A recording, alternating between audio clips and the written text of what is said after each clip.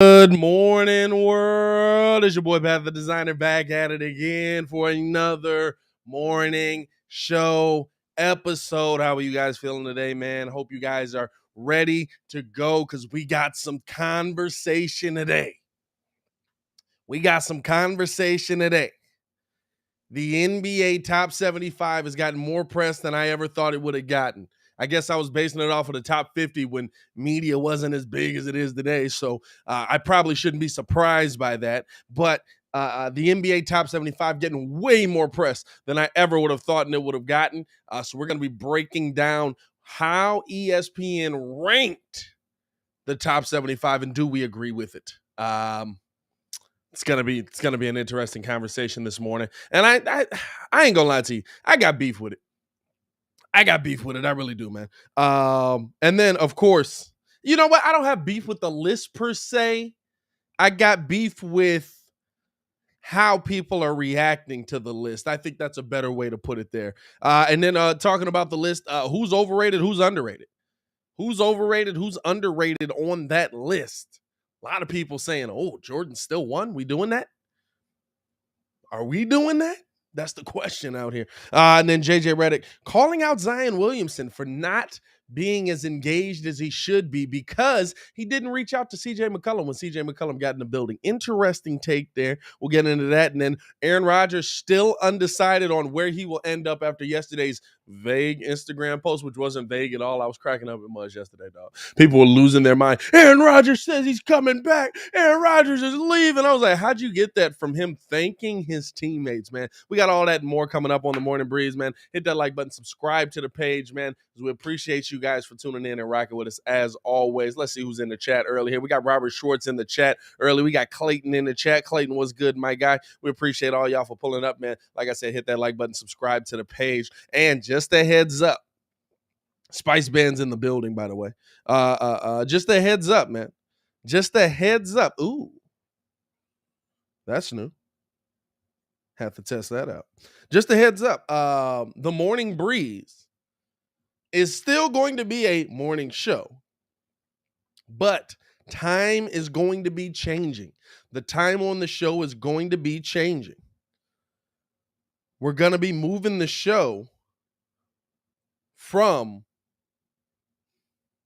6 to 9 a.m. to 11 to 1, taking an hour off. We feel like we can give you better content that way, so that third hour isn't just like us reaching for straws here. Mike Nice in the chat, what's good? Osaduk, what's good? Just so we don't feel like we're, you know what I'm saying, trying to figure out what's going on in that third hour. So next week, that's happening. Next week, Monday, don't pull up at 6 a.m. We won't be here. 11 to 1 p.m. Be on the lookout, man. Appreciate y'all for tuning in and showing love, man. Getting back into it. Getting back into the swing of things. Getting back into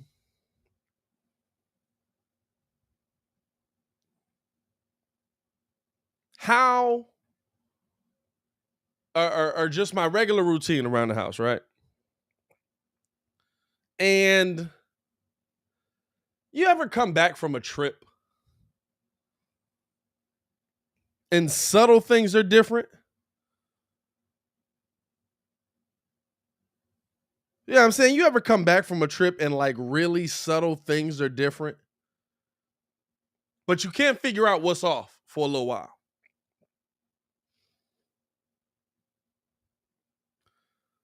So that was me yesterday, right? Got home, coming from Cleveland,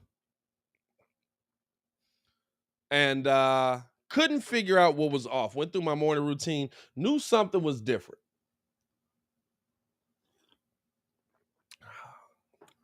Mike Nice in the chat was good.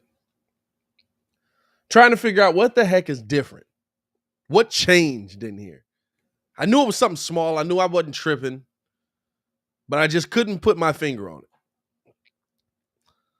So I'm walking through this morning, right? And yesterday I was dead tired too. You know what I'm saying? Waking up from the trip, coming back to it, trying to get back into the swing of things. Wake up. Wake up, wake up, wake up, wake up. And I'm like, going through my morning routine, making coffee, trying to figure out what the heck's going on. And I notice that the coffee in the coffee machine sitting different. This is how subtle the differences are. Dog. This is how subtle, but I picked up on it. Sitting different in the coffee machine. I'm like, what the heck is that? I look. Now, I'm not sure if they threw it out, if they took it out to clean it, what happened. But the little filter basket in the coffee was completely gone. Now, this might seem random to you, but my coffee is especially strong this morning. I say that to say I'm on one today. It was strong yesterday, but I didn't even peep it because I was like rushing to do stuff, pour the coffee, get it in there. Let's get it going. Let's make it happen. And it's just like when you realize what the heck is missing, all of a sudden this inrush of information like slams back into you like That's So Raven back in the early 2000s. If you know, you know.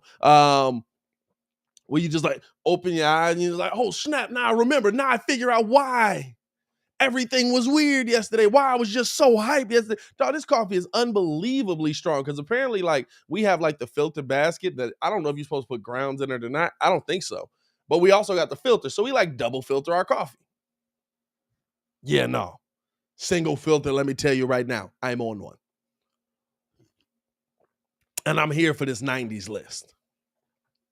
I am here to break this down. 90s list, top 75 list. I am here to break this down, right? Because here's my beef.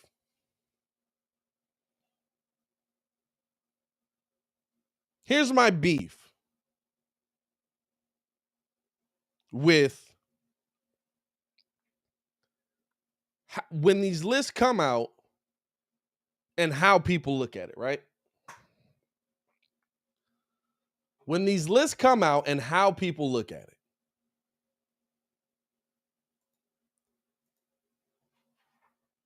Because somebody's favorite player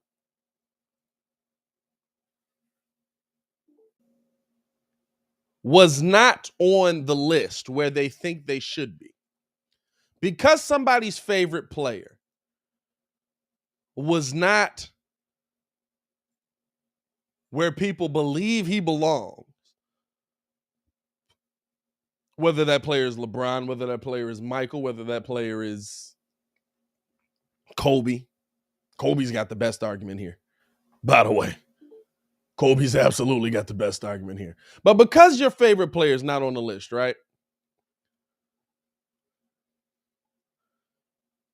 Your choice is to slander what came before to justify why your player should be where he is. And to me, that is the biggest failure that we see in sports talk today. Especially with people who are younger, people who are in my generation, who really, LeBron is their go-to, right? There's some people that are like that. But the only way that they can justify why their player should be where he should be is to slander the legacies of players that came before them.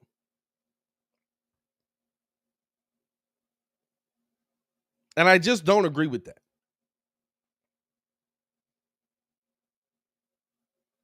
ESPN dropped it. Oh, okay. We're going to mute that there. All right. I didn't expect that to come through busting like that. How about we? Where's that even at? What was that? It's just music playing, dog. It's not even on my screen. That's hilarious. It must be an ad on this screen that's playing. There it is. I might just had the ad busting. Now my video gonna get flagged because of that. Don't worry about it. Let's see. Let's try this again. I thought the site was muted too. It is. Good Lord. Whatever. We'll figure it out. So here we go. He does off the court. To me, I'm speaking specifically. It's not, dog.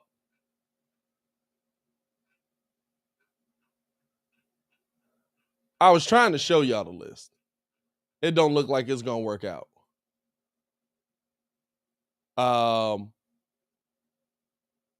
That's wild.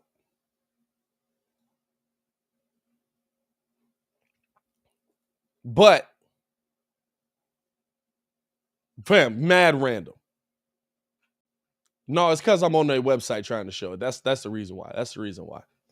I think we're good now. I think we might be good now. We heard a little Stephen A. Smith. We heard, let's get the anger going in the morning. You know what I'm saying? There's always rage around Stephen A. All right, let's try this again. Look at that. It's quiet. Number 1, Michael Jordan. Number 2, LeBron James. Number 3, Kareem Abdul-Jabbar. I can't be mad at the list so far. Number 4, Magic Johnson. Greatest point guard of all time, still in my opinion. Can't be mad at the list so far. Number 5, Wilt Chamberlain. One of the most dominant big men of all time. Can't be mad at the list so far. Number 6, Bill Russell. Okay, we're getting a little far down now for Kobe Bryant, but 13 rings. He deserves to be in there. Number 7, Larry Bird. Now we're getting interesting.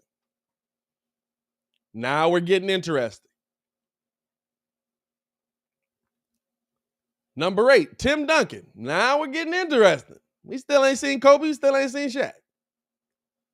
Number 9, Oscar Robertson. And then, of course, 10 is Kobe Bean Bryant. I can't be, oh my God, this list is crazy. This list is out of here. And 11 is Shaq. Shaq's interesting. Not going to lie to you. That one's wild to me. But here's my thing, right? Here's my thing with this list. No matter where it is, no matter where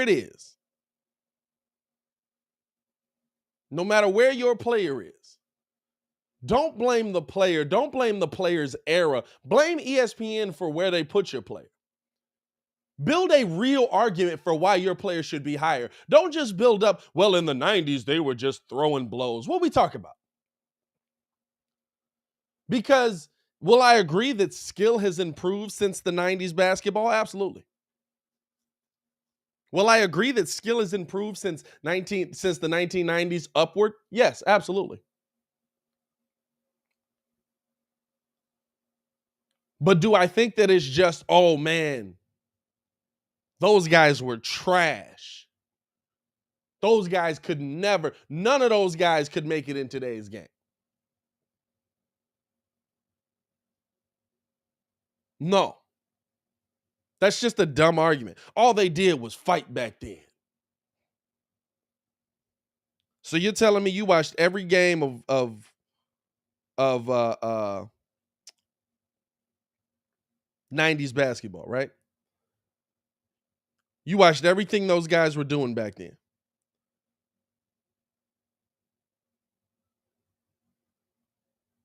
You watched every play those guys were making back then, right?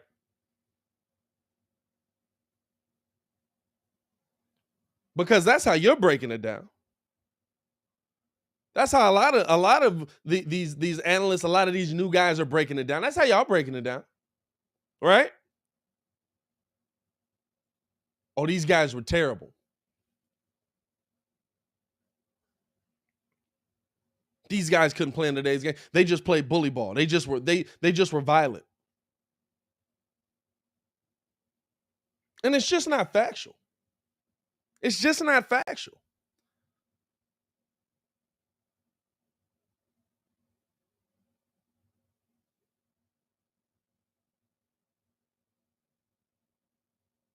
You know what I'm saying? Like it's like just trying to single everything out so that you can put LeBron higher on the list. And that's really what it is. That's really the guy it is, right? And even some people with Kobe. Now, the difference with Kobe is Kobe played in that era. Kobe played in that 90s ball. Kobe played in early 2000s ball. Kobe played in post 2010 ball.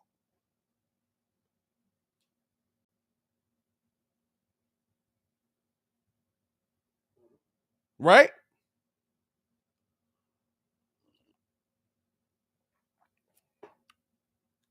So you get less of that slander around Kobe's name. But the LeBron fans have been heavy. And I said it yesterday, right? Only players or only fans look at greatest of all time in a different aspect than how many championships did that player win. Only fans look at greatest of all time in a different aspect than how many championships did that player win. Because when you ask the players, ask anybody in the NFL who the greatest quarterback of all time is. Ask anybody. They're going to say unquestioned Tom Brady.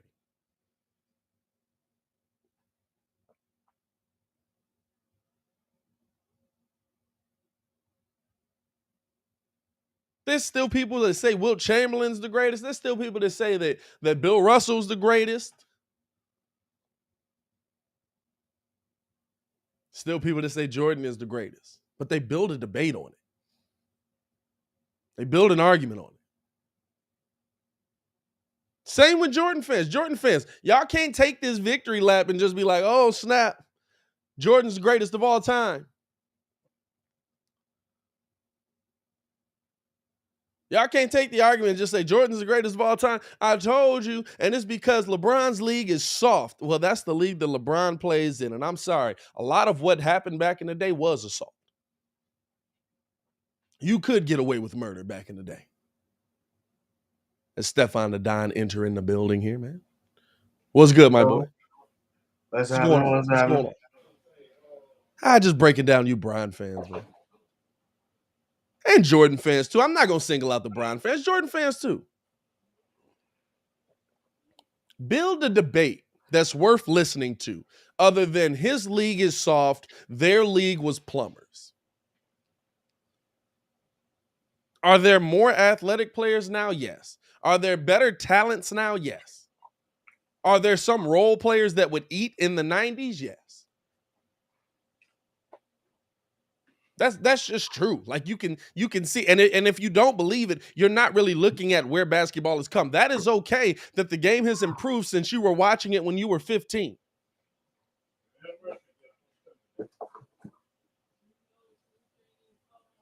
But you have to give me a reason why Bron should be number one. Give me a reason why Kobe should be higher, why Shaq should be higher on the list. Give me a debate. Don't just give me, oh, well, their league is softer, so he should be higher. Especially for Shaq, because my counter to that would be Shaq should have been in shape. Shaq could have had a much longer career if he would just lift weights. Do you even lift, bro? He was just a monster. He was just a monster. Shaq was just, there's some people that are just naturally good. Joel Embiid's that way. Joel Embiid is probably the closest thing we've seen to Shaq. Because Joel Embiid, I'm assuming he's working on his game. That's true. I'm assuming he's working on his game more now. But if we're talking about just like pure like, nah, dude, I just woke up and started playing basketball. Joel Embiid's probably the closest thing we've seen to Shaq. I started playing basketball high school year, so I mean senior year. So yeah, I mean, I can give even that. Yeah. What, 18? He started 16 or 17, right? Something like that. No, it was his last year. So yeah, 17. 17, 18, yeah, maybe. 17. Mans haven't been playing basketball 10 years. Yeah, that's freaky. You know what I'm saying? That's freaky. That's definitely wild. And Shay, I'm not talking about just from a dominance standpoint. I'm talking about from just pure talent. I mean, talent. I'm talking about just pure, like, I literally just get up and I start playing basketball and I'm good at it. Because Shaq will tell you, Shaq, for some reason, I don't know which stories of Shaq to believe either. I'm not gonna lie to you. Because Shaq be talking about he was like 6'7" and couldn't dunk a basketball. Like, I don't know which stories of Shaq to believe yet either. Now, how he said it, I will say how he said it is the way you learn to dunk. Because I had to do the same thing. You start with a sock, a balled up sock. You get up there, you get it. You do that 100 times, 200 times. Then you go to like one of them little Nerf balls. You do that 200 times. Then you go to like one of the street balls, the little, not the kind of the little one. You do that 200 times. Then you go to what was the next step I did? It wasn't a girl ball. There was something in between it, and then I went to a girl ball. Then I went to a regular basketball. But yeah, So what he was saying was true, but it's like, come on, dog. You was 6'7", you couldn't dunk, and he was like, senior year in high school, I couldn't dunk. I had no offers. I'd be like, I don't know which stories of Shaq's to believe, dog, because Shaq be making stuff up to get himself going. Shaq made up that David Robinson didn't sign a jersey for him, and that's the reason why he hated David Robinson. He just admitted that was a lie like 4 years ago. No, that was a lie. That was a lie. Definitely a lie. No, David Robinson could be my first time around, so I needed something to attack him with. I mean, he didn't start dunk well. I mean, if you watch All the Smoke, he said he ain't start dunking till his pop smacked him up. But you know, fam, it's always something different.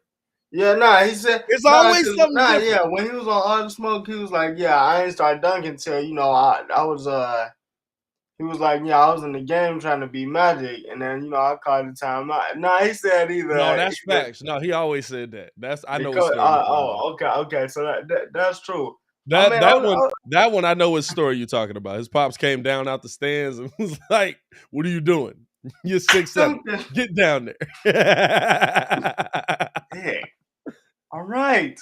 All right. Oh man, bro. And it was, dog. It's just, I don't know, dog. Like I look at this top 75. Shaq's outside the top 10. Shaq's 11. Okay, that there's debate there that can be had. There's logical debate there that can be had. How would Wilt deal with Shaq? How would Shaq deal with Wilt? Hey, listen, I'm gonna say this. I'm not gonna lie to you. And Shaq said it himself, and it made me go back and look. Shaq said it subtly, right? And nobody really probably paid attention to it. But he said, "Hey, I wasn't known for my defense." And I was like, "What?" But you're like one of the most dominant centers of all time. What do you mean you weren't known for your defense? And I went back and looked, and Shaq literally was just using his body to try and muscle mugs from getting past them. But if you got past them and you had a little finesse, or you could get the moving on them. You can get a bucket on them. I ain't gonna lie to you. I was a little surprised by that. I'm not gonna lie. Now the problem was on the other end of the floor. You literally had to work so hard to try and put off what he did that it probably exhausted you on the other end of the court. But I just feel like if we're looking at this, by the way, 36 in here, 9 likes, man. Hit that like button. Y'all just in here staring. Like, would you say when you looked at the list, right, how ESPN dropped it, was there somebody who was overrated in that top 10? Was there somebody who was underrated? Or even further down, was there somebody, to me, right, there's some guys you probably can't take off that list. I can't be mad at you with Jabbar. I can't be mad at you with Magic. I can't be mad at you with Wilt. I can't be mad at you with Bill. I'm not going to lie to you, though, and this may come off blasphemous. Oscar Robertson and Larry Bird? Hey, I would now we talking. Okay, Little high. Little high for me. Oscar. And it's no disrespect to Oscar at all. Yo. Oscar absolutely got the accolades to be in the top 10. I mean, he's got it, but 25 points a game, 7 rebounds a game, 9 assists a game. The big old 6'5" point guard. He was a problem. He's got the. Hey, listen, he had a record that stood until Russell Westbrook broke it a lot of times. I'm gonna break it. I'm gonna break it again. But let's not act like Russell Westbrook didn't break it a lot of times. I'm saying. I'm looking at the list and I really don't understand how Kobe is not at least Kobe at least top 6, top 7. I mean, I feel like Larry is high on the list because like we acknowledge him. Like every time you walk into the barbershop, you gotta acknowledge like Larry Bird is a cold white boy. Like, damn, Larry Bird averaged 10 rebounds a game. I don't even think I knew that. Is that facts? I gotta double check this right now. Hold on, let me go to the Googles. I can't tell if ESPN is giving me a season or if they giving me the. They got to be giving me all time. I don't know. Yeah, and then the thing is, I don't know if Bill Russell should be that high. So I'm at least at 6. Bill is mythical. Bill is different. 13 championships and you coached 2 of them. 13 championships you coached. Well, yeah. And here's the thing too, right? I'm not gonna take guys off because of the era they played in. That's the era they played in, and he dominated it, right? Oh, yeah, no, we're not doing that. I'm not gonna move Muggs off of there, but I will also say there's Muggs that probably would give Bill Russell that work. Bill Russell, like looking at his game tape and looking at the crazy part is that we've looked at his game tape. Looking at his game tape and looking at it's black and white, but we looked at it. He averaged 10 rebounds a game. Freaky. That's Damn, crazy. Will average 50 for a season. Yeah, see, it's stuff like that, right? There's certain stuff where we can be objective. Like in today's game, Wilt's not averaging 50. I know. He's not. There's enough good big men that Wilt wouldn't average 50. But I look at, but hey, listen, but he's still averaged 35. I 100% believe that. I think there's enough good big men, but when you look at Wilt was just such a freak of nature. Wilt was ridiculous. I still think Wilt could average 35, but like, I feel like I'm not gonna lie to you. Like Larry Bird to me, here's my reason, because my whole thing was like, give a reason why Larry Bird is overrated on this list. Not to say that Larry Bird is overrated as a player, but just on this list to me, because you've got Kobe Bryant 10, you've got Shaq at 11, you've got Kevin Durant 12. Now Kevin Durant career isn't over. I understand the rings argument. I understand, you know what I'm saying. All of that is taken into account. You have 4 scoring titles. 4 scoring titles, 2 rings. Here's my thing with to me why Larry's high on this list based on the players that are behind him.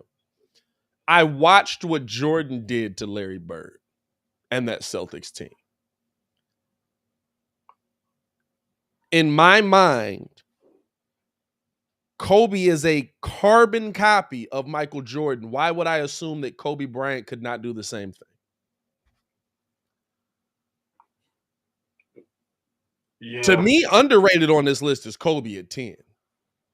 Oh no, he should at least be 6. I feel like at minimum 6. I feel like yes. I would put Kobe. Now, you know what? I'd put Kobe where I'd put Kobe 7. Because the guys ahead of him, listen, like, right? Like, we're talking about But We're bro, talking about Jordan, Bron. Okay. Now this is see, it's tough. Jordan, but Bron, bro, Kareem. Oscar though. Oscar's high on this list for me because somebody's replicated what Oscar did. Now, granted, they haven't. Oscar's got a championship. They haven't won a championship with it. Oscar's done it, and he's won a championship. He's Mr. Triple Double in that situation.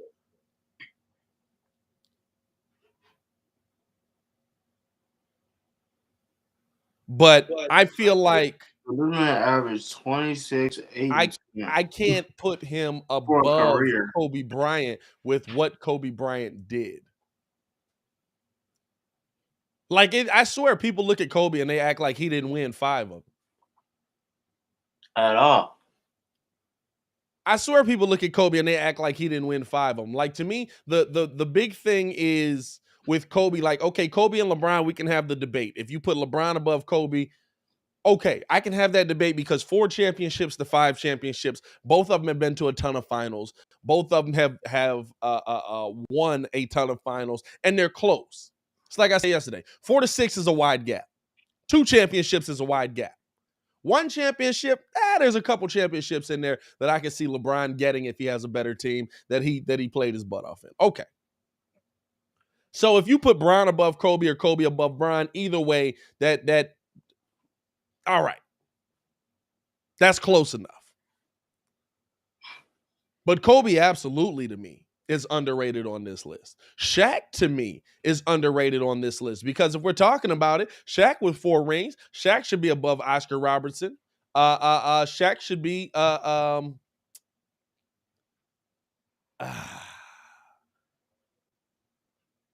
don't know if I'm putting Shaq above Larry Bird. Duncan stays on this list for me. Duncan stays this top is the 10 thing. for me. Looking at most of these numbers, Larry technically was a clown. Like, Larry was a clamp. yeah, if you him and Magic, I mean Magic 27, 11, and 2. Then after that you got Larry 24, 10, 6 and 2. And here's the thing for me too. Like, what's the criteria we're basing this on? That's the thing. If we talking totality, because if we talking, that's why I hate these lists. Because if we talking totality, then Kobe is absolutely up there because you almost scored the same amount of points as you did in one jersey that you did in the other one. You know what I'm saying? You moved off of Shaq and still got 2 rings with Powell and Bynum. Well, here's the thing. That's why I hate these lists, right? Because if we're keeping it a Billy Buck Bean, go look at what Elgin Baylor was doing. No, Elgin Baylor was getting disrespectfully jiggy. Good. We got him 20.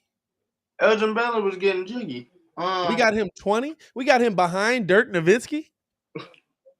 Because if we're not holding era into account, right? Clearly we're not. Bill Russell's top 10. Wilt's top 10. If we're not holding era into account here,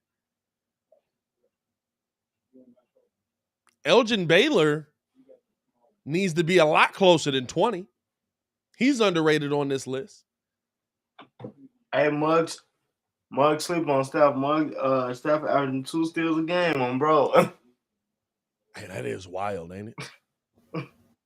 That is wild. Hey, he plays great positional defense, bro.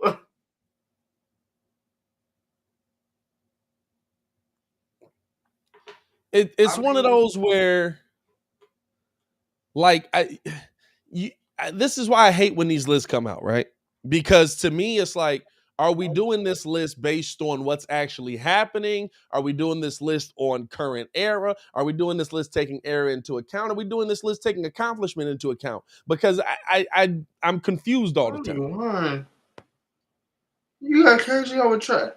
Yeah, bro. I don't know. Because KG is over Charles Barkley right now. I got KG over Chuck. Well, yeah. Because of the ring. Because of the ring. Was Charles a more dominant player, or was Charles a more impactful player on the team? Absolutely, but we can't forget about what KG was doing in Minnesota. Oh, We think KG. I stand by it. I stand by it. KG was freaky in Minnesota, and if Stephon Marbury actually stayed, they absolutely had a whip. Yeah, I think that we put KG. KG's what? 4th on power forwards all time? Yeah. You probably got Tim Malone. I believe so. I mean, you got Tim Malone.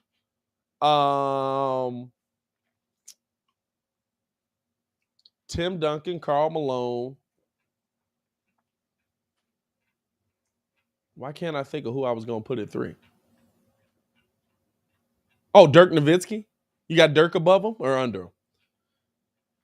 Above KG? Over him. I got Dirk over him. Yeah. So he's 4 to me. Yeah, no. Whenever you got your silhouette carved into the floor. Yeah. You feel me? I can't. Top 4 power forward all time. Or what, top 5 yeah, power forward all time. Hey, by the way, Stephon Marbury absolutely gave a real answer when he said, "Well, why'd you leave Minnesota?" Hey, bro, it was born and it was cold. It's nothing to do in the off season, huh? I'm going through the numbers here. You got Steve Nash at 37, Rick Barry at 38. Rick Barry, dog. I'm telling you, dog. Hey, the funniest thing about these lists, dog, you look at some of these dudes back in the day, and they be showing these pictures of them when they was playing, bro, and you be like, man, Buddy must have been like 45 in that pick. He was like 19. Muggs be looking old as Jordan dirt in some of these pictures. With like full glasses on. Bro, I'm talking about they be out here looking wild, some of these mugs. And I'm not gonna lie, right? Like, here's another one to me. So here's the question, right? If you were the reason your team gets a ring,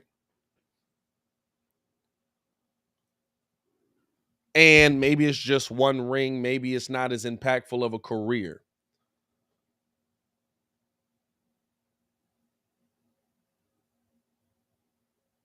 should you be above anyone who didn't get that championship? Not to say they're not a great player, not to say they're not the reason that their team was in that position to be in a championship run as well, but should you be above a player that didn't win that jewelry? Because, like I said, listen, I'm starting to look at things like the players are looking at them.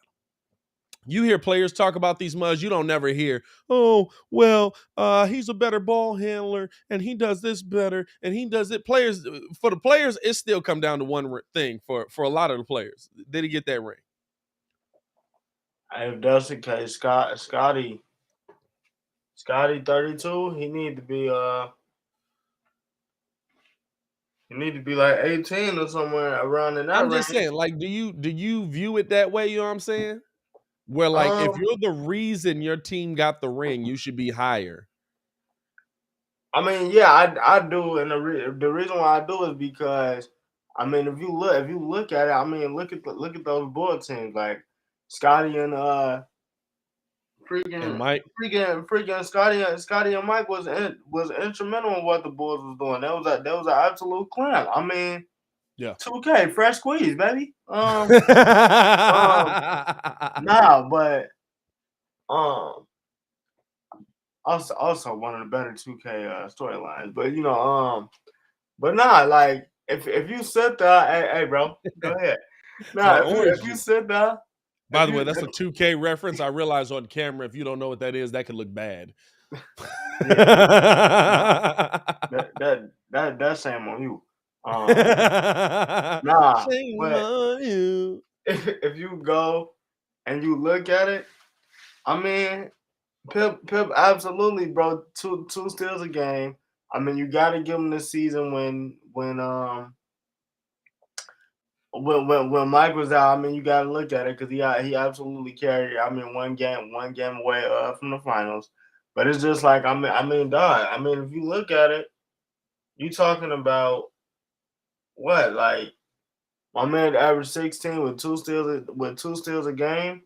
Basically, ran point for them some of the time. So it's just like Here's a question, right? yeah. And I it's mean, I not to definitely disrespect. got Pippen. I It's definitely got not to Pippen up there. disrespect none of the old heads in here. It's not to disrespect anybody who grew up watching this man. But there's some people we hold in basketball lore. And I want to double check this before I say it.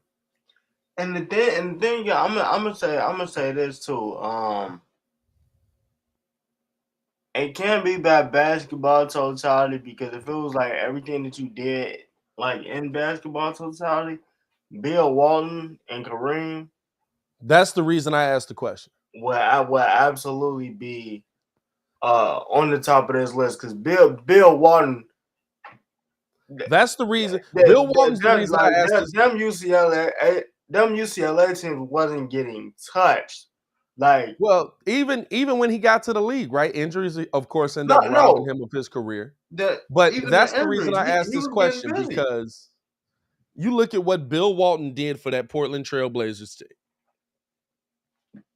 and he was 110% the only reason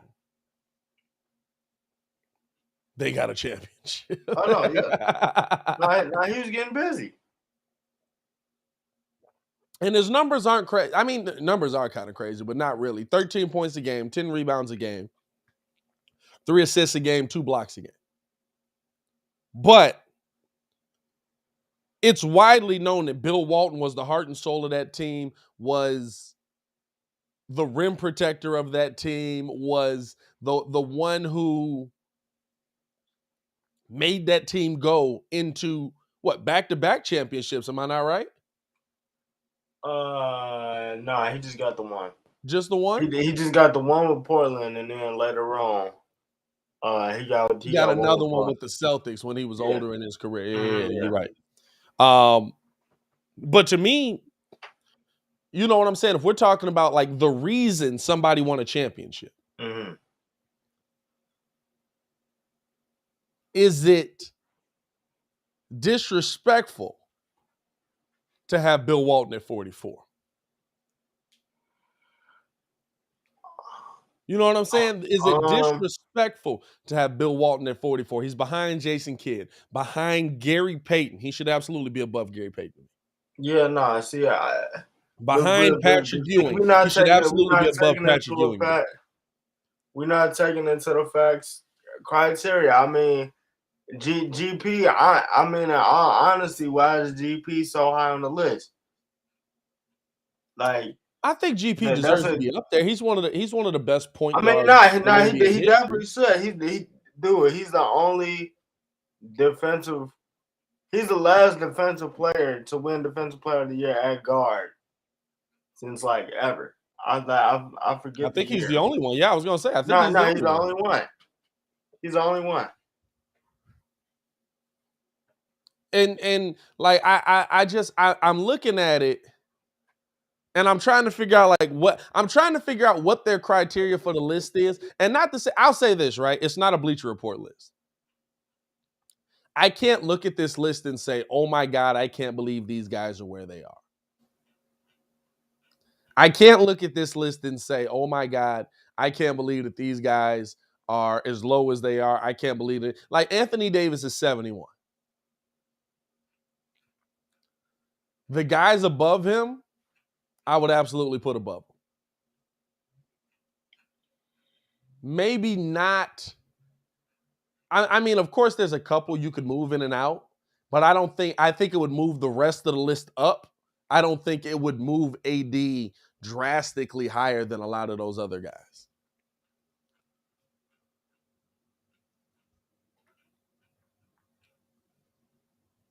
But I look at, like, to me, Dennis Rodman too low. And you might say, oh, dog, 7 rebounds a game, or 7 points a game, though.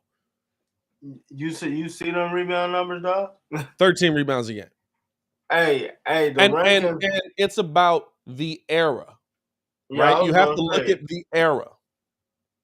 I was gonna say if you look at it wasn't a clip, but it was just a screenshot. It was like Dennis was at the line, and they was showing like his rebounding rankings. That month was like first, second, third, first. Like bro's just freaky. I feel like, and that's the thing, right? I feel like when you look at what he did defensively versus much bigger centers, what he did defensively versus players who were better, what he did game in and game out, making it tough on these guys, what he did rebounding wise versus these guys. I'm not gonna hold you. I don't know if And he won championships and was a key reason why. AD is only on the top 75 because I feel like Bron got him that ring. I'm not going. I mean that's a tough thing to say, but if you look at everybody else on the list, he absolutely should not be on this list. Is there a big man you replace him with that didn't make it, or is there a Dwight? Dwight's not on this list either. Dwight. The Muggs act like Dwight died. Like the 20 well, his career kind of did. I mean, true, but like, but fam, that whole 8-9 year run didn't happen. Like that was a 3-time defensive player of the year, bro. Yeah, that's a 3-time defensive player of the year, bro. Hold on, bro. Cause we not doing this. Hold on, man. I'm not going. I can't let this. AD is not supposed to be on this list. Alonzo Mourning not on the list. I'm okay with that. Yeah, I'm cool with that. Hey, coming from a Heat fan, I'm cool with that. Phantom McQueen, shout out to you. She came through. Alonzo Mourning not on the list. I'm cool with that. Ooh. And here's the wild part, right? Here's the wild part. So if we're not ranking it by rings, are we ranking it by talent? Damian Lillard, 75? Damian Lillard's the lowest ranked player on this list? You know what I'm saying? Like, what? Damian Lillard's the bottom of this list. I'm confused on what the criteria is. Anytime we come out, fam, there should be a, I mean, as writers, they should have a rule of thumb basing it on, let me see, maybe it is. Maybe I just didn't read enough, right? You know what I'm saying? I'm not going to lie and say I read everything that comes across. League has never ranked them. Dude, this man had like 6 straight seasons of 2014 and 3. Like, stop playing. So this is how they did it, right? So this is how they did it. ESPN's NBA expert panel voted. Is that the same panel that said that is that the same panel that said that the Bulls would be in the play-in game? Just asking. Voted on thousands of head-to-head player matchups, taking into consideration the quality and quantity of their NBA contributions. LeBron versus Michael, Kawhi versus Gary, Steph versus Bird, Durant versus Kobe, old school versus new school. Although they come from different eras, each of these players changed the game. Here's where the NBA's very best check in on our list, running from 76 all the way to 1.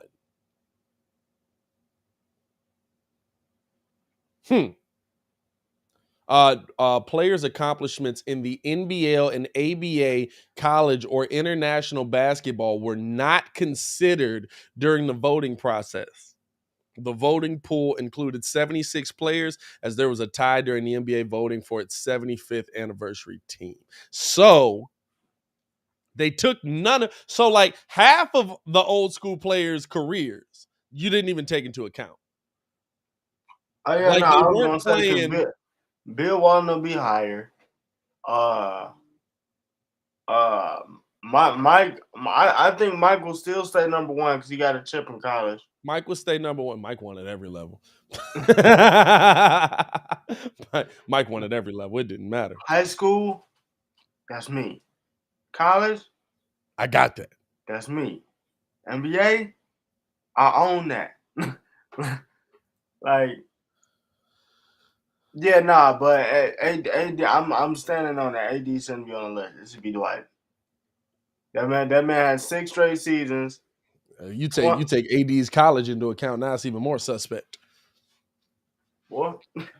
Hey man, if I'm playing with the mind, bro, and the crazy part about it is, bro, it was so one and done. Everybody was like, when you take into account that team, like you was legit playing with the Monstars. It was like, in yo, college, yeah. we was waking up to go hoop. Hey, can we talk about how Cat was working that man out? Dog, he was working that man out, and nobody knew he had a 3-point shot. He was working that man out, dog.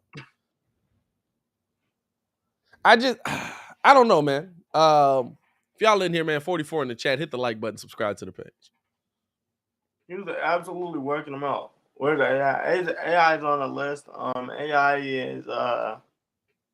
AI is not on the top 75 list. I mean, not no AI on there. Not AI. My fault. Mutombo. My fault.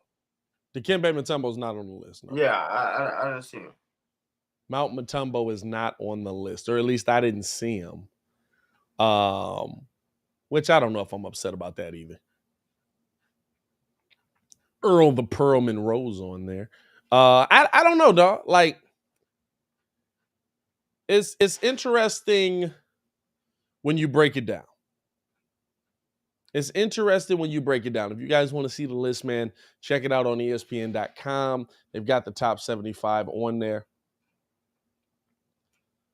But if I think if I was going to say the most underrated players on this list, to me, Kobe at 10 is wild to me. I think Kobe should be top. Kobe should be above Bird. Kobe should be above Bird, should be above Duncan, should be above Oscar Robertson. Shaq outside the top 10 is tough for me. I think Big O should not be top 10. The Big O should not be top 10. Russ is really 68. I think Bill Walton's too low. Bill Walton is too low. Russ is too low. Russ is too low. And the thing is, I ain't gonna lie. I agree with Perk. Let's not get it twisted. Just because he's still playing and he had a bad season and he having a bad season with the Lakers. And they're taking that into account right now. Let's not. They're not. Let's not do that. They're not looking at the totality of someone's career. They're looking at what's happening right now in his career and making an assumption based on that. I agree with you on that. I think that no, we not doing that. I think that's a tough one. That's a tough one for me, right? Because my whole thing is when you go back and then okay, like let me make this example. Like you and Arya sitting there watching the Bulls game, and then you feel me, it'll be like, you know what I'm saying? She'll come. I don't know how it's gonna happen, but it'll be like, yo, who is this dude? You feel me? I'm looking at these numbers. They say he averaged a triple double, like what? Like 5 straight years. Yeah. Feel me? This dude was nice. Who was he?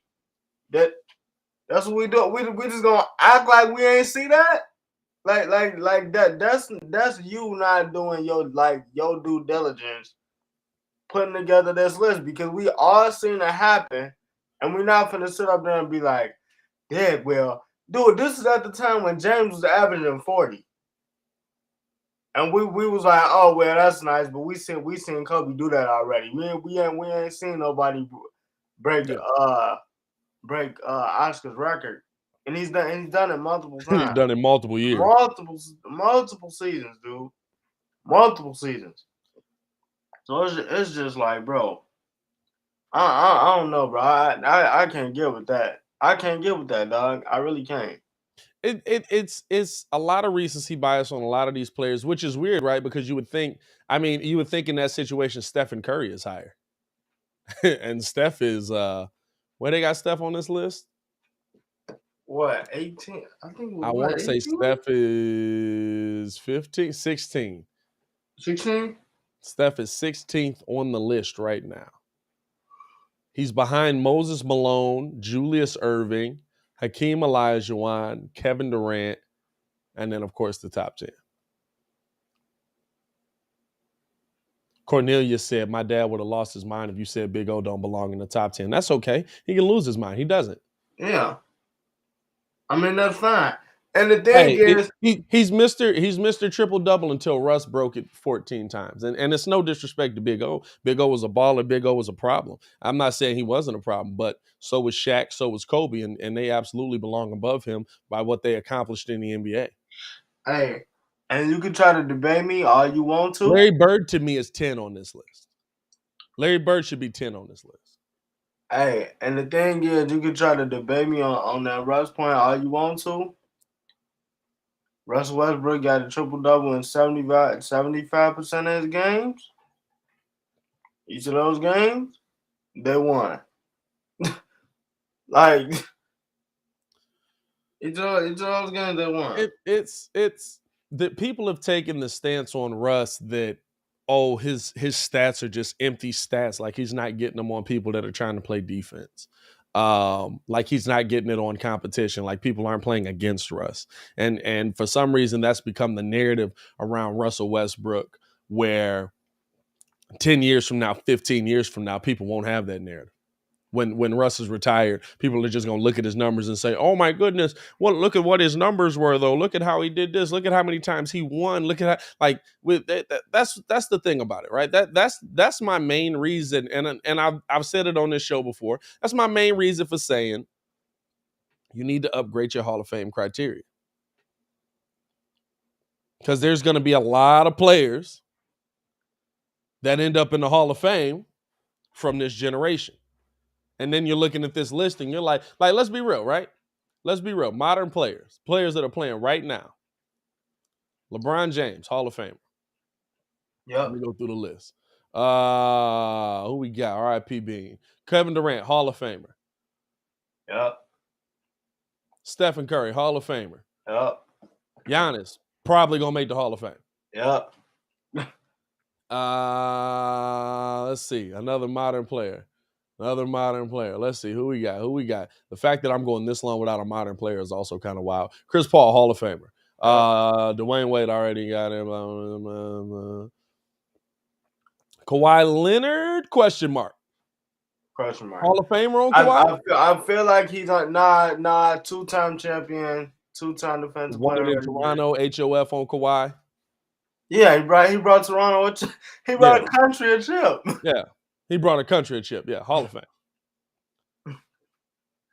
And then proceeded to leave. And then left immediately. I'm sick of you. James Harden, Hall of Fame. James Harden's absolutely going in the Hall of Fame. James Harden is going to be top 5 on the scoring list. Yeah. Even if he don't get a ring, he's going there. Top 10. I can't say no because AI is in. He don't got one. Russell Westbrook, Hall of Fame. Absolutely. Carmelo Anthony, Hall of Fame. Absolutely. Anthony Davis, question mark. No, that's definitely a question mark. Dame Lillard, Hall of Fame. He's gonna stick with that one. Who? Dame Lillard's gonna make the Hall because he stayed in Portland. Oh no, yeah, loyal to the soil. Dame Lillard's gonna make the Hall. Loyal to the soil just because he stayed. This is a hilarious comment right here, right? Westbrook, 498 double-doubles. Wilt, 968. One of these is a guard. Like Fino. One of these is a guard, and most of those double-doubles consist of rebounds. Did you? Like, I think he's just stating the facts. I don't think he's trying to slight Westbrook or nothing like that. I wasn't trying to get on you, but I want you to like understand the totality of this comment. Like almost 500 double doubles for a guard ain't normal. Hey, not with the way Russ is getting them. It's mostly rebound double double. You know what I'm saying? Like 498 double doubles, guard. One of these is a guard. You know what I'm saying? Bro, Like, and it's not my fault. It come off the glass and he just gliding through. Hey, give me that. hey, listen. Hey, you know what? It's just it's the hilarious narratives that people put on these mugs to me, dog. It cracks me up. It's just like, oh well, his teammates are letting him stat pad, and it's like, yeah, but the other team's not. You know what I'm saying? The other team's not. You know what I'm saying? Klay Thompson, Hall of Fame, Panda McQueen. No, my Hall of Fame argument is just right. Do we need to raise the criteria, even on lists like this? That's definitely I don't really care about lists like this, right? He definitely wrong, yeah. Who knows? Like I don't know how the heck you got like if this is a head-to-head thing and you think Damian Lillard is losing to a lot of the guards on this list, I question your basketball acumen. In ESPN experts. But what I will say is when I look at the Hall of Fame as a whole, like by the way, Damian Lillard's torching Reggie Miller. Like but when I look at like Hall of Fame, I mean, we went through the list before. You're talking about there's a possibility of 2-3 Hall of Famers on almost every team in the league right now. You know what I'm saying? There's a possibility. That's what it is. And it's no. I mean, I'm gonna be honest with you. If DeMar DeRozan wins an MVP, he's probably going to the Hall of Fame. DeMar should honestly be front runner for it. He should be front runner for it. If DeMar DeRozan wins an MVP this season, he's going to the Hall of Fame. You know what I'm saying? And this is me making an assumption on a career that's not finished yet. This is me making an assumption, but I'm just looking at it, I'm like, he's probably gonna get there. Nick Castillo, how's Lillard on there and D Rose is not? Well, I mean, Lillard's played longer. Yeah, I mean, he's had an injury as well, but he's been the reason the teams have made the playoffs. And Derek was in Detroit. Derek honestly killed his career by going to Detroit. I ain't gonna lie to you. Yeah, Derek still could have. You low key hated the move. I hated the move. Detroit, I hated it because you're talking about if you're looking. I ain't like the Cleveland move. Well, he was traded to Cleveland, right? He was traded to New York, and then New York traded him to Cleveland. Did he get traded to Cleveland? I don't know if he got traded. Or did he sign in Cleveland? I thought he got traded to Cleveland. I know LeBron like facilitated everybody going. Yeah. Man, D-Wade want to be in Miami. Make that happen. That's cool. Fam, this year's squad reminds me a lot of how things were when he had that team in Cleveland and then traded everybody at the halfway point.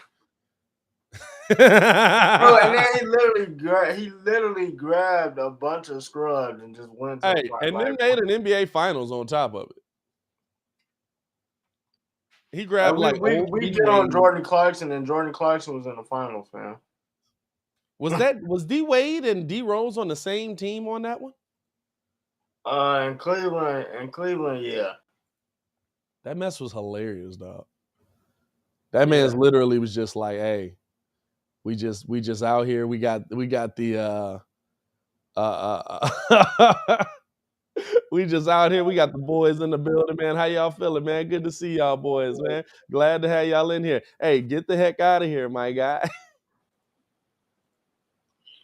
Yeah, no, that mess. And now, I just remember D Wade having on that Cleveland jersey, and that mug was like, "Yeah, I'm gonna go with number 9." I was like, "Ew." Well, he joked about it at the when he was doing something at the All-Star game or something. He was like, "Cleveland, it's been a minute, or should I say a second?"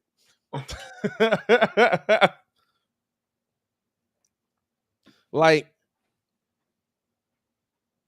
I don't know, dog. I this list is weird to me. LeBron got swept in the 07 finals. Okay. Must just be coming up with random stuff, dog. I swear they do. Just be like, just to discredit LeBron. 10 trips. If AD comes to Chicago, I bet we put him in the top 75. No. Because AD don't be on the court. Hey, y'all can take him, but speaking of not being on the court, this next topic. So, JJ Redick comes out. Yeah. He's basically like,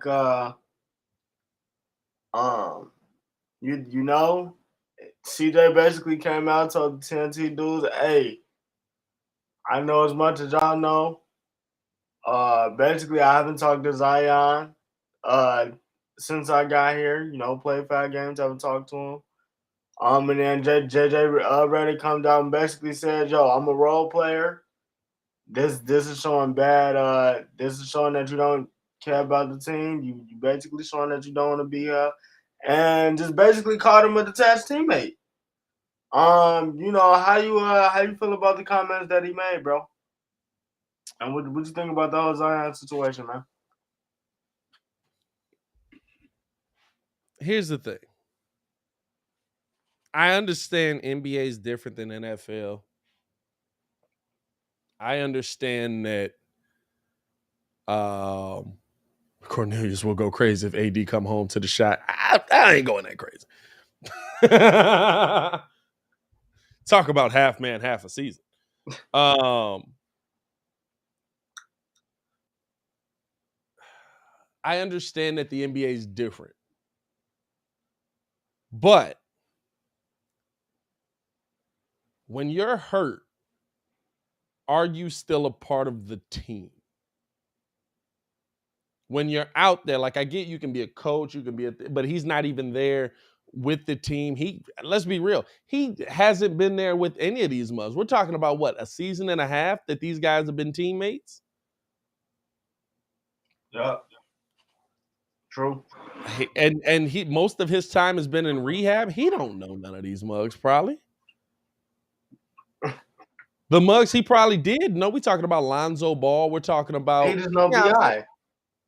I mean, does he though? Like most of his time in the NBA has been in rehab. True.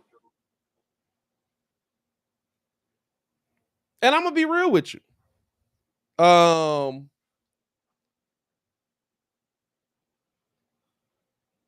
You saw did you watch the Dr. J Chuck documentary?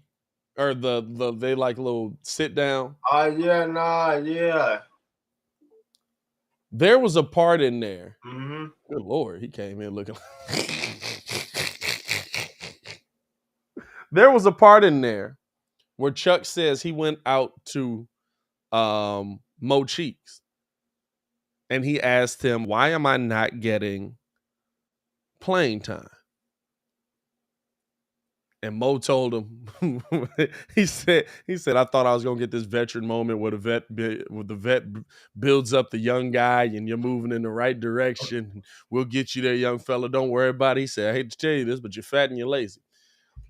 Like, dang. Straight like that. But not to say that's Zion Williamson, but what Chuck also said, he said, you can't play in the NBA at 300 pounds. I don't care if you're like, that even hearing like Mo Cheeks say that tells you how freakish Shaq was.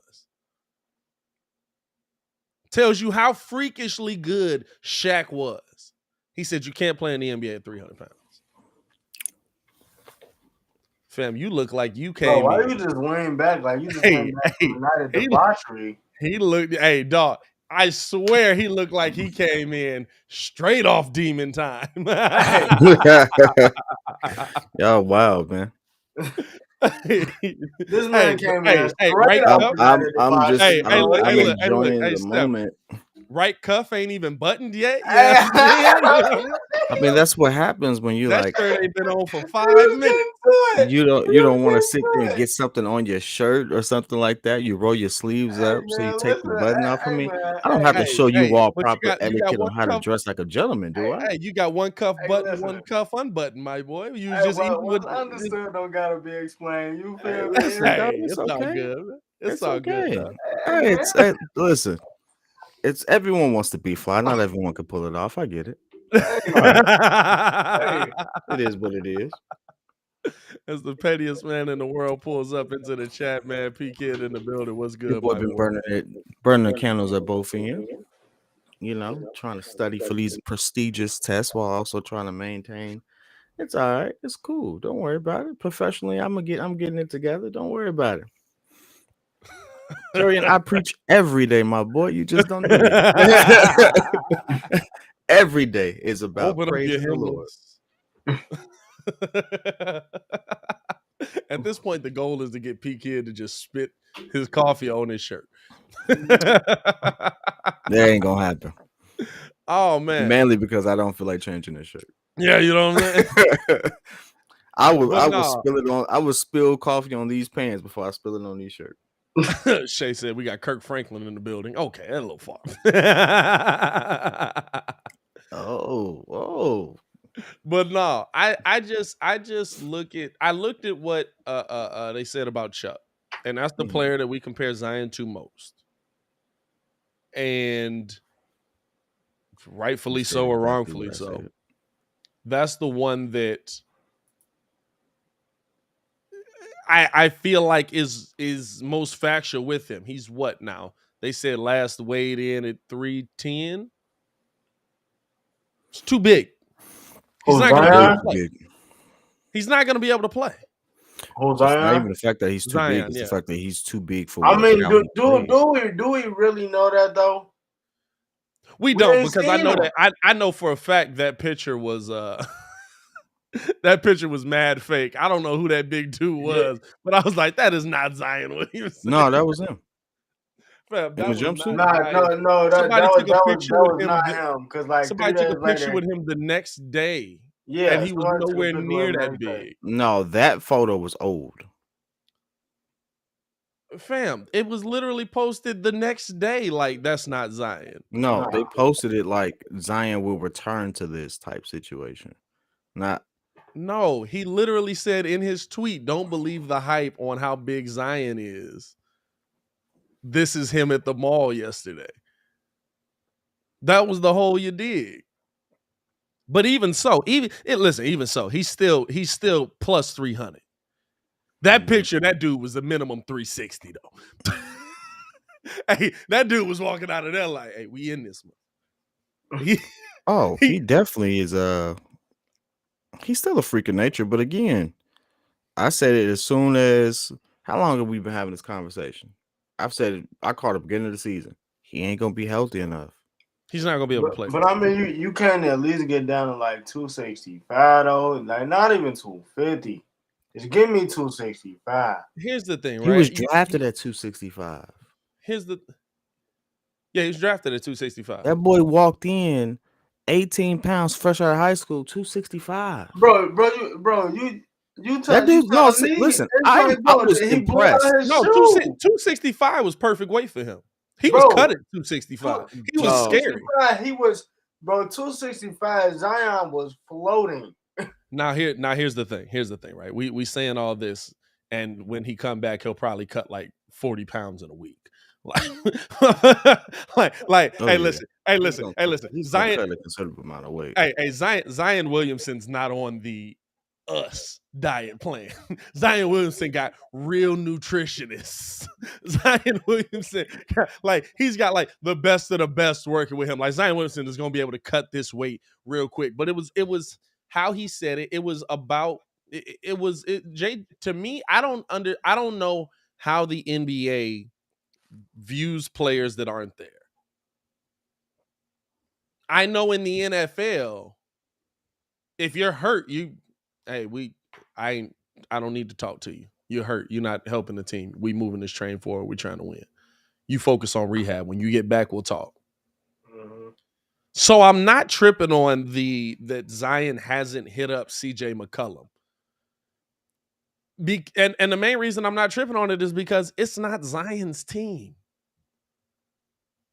Zion ain't been there enough for it to be Zion's team. Everybody It's want to make BI's this team. though. They want it to be Zion's team. You say that, but season ticket holders want to see Zion. That don't mean it's his team. Is Zion there hyping his team up? Hey, what is Zion gonna say? What is Zion gonna do to get his team ready for a game? I know I haven't been in any of these, but you know what it is at the end of the day. I think everybody's looking at this the wrong way. I think everyone's looking at the trade like, we got CJ McCollum to pair with Zion Williamson. They probably got CJ to pair with BI because Zion is they plan on making a move with Zion. If I'm New Orleans, I'm gonna be honest with you, I'm shipping Zion out. But I've been saying that since he got there. Though. How many picks they give up for him? Oh, was that their actual pick? Oh no, that was from AD, right? They get Zion was from the AD trade. Zion was from the AD trade, so they ain't give up nothing. They gave up AD. Nah, I legitimately would give him up right now to bring Julius Randle back. Julius Randle, maybe a couple other people. At this point, you have to sell high. He can go on and score 28 a game on 67% shooting and whatever the case may be. For a stretch, that's how Julius Randle got his contract. Am I tweaking or was Julius Randle there? He was. I would bring him back. Hey, it's too. He don't want to be there. He don't want to be in New York. Zion want to be in New York. The thing is, fam, you telling me it's two teams that had an opportunity to build that Lakers team and they both fumbled the bag? Legitimately. Lakers dropped the ball and the Pelicans were and the Pelicans picked it up. Trade. It was like, now I don't blame the Pelicans because at the time Zion was a move. I blame the Pelicans. Zion was the move. I'm sorry, I can't blame him for that. Zion might have been the move, right? Which is cool, but you didn't bring in the right coach to build what was a better team. You brought in a coach to teach a young player. You literally brought in Stan Van Gundy to teach Zion Williamson how to not mess up in the NBA. It's the only reason I could think you brought him in. Because he wasn't even the best candidate at the time when coaches were out there. He was back in broadcasting. He had just come off of a horrible stint in Detroit where they weren't even competitive at any point. Where's Don Burr when you need him?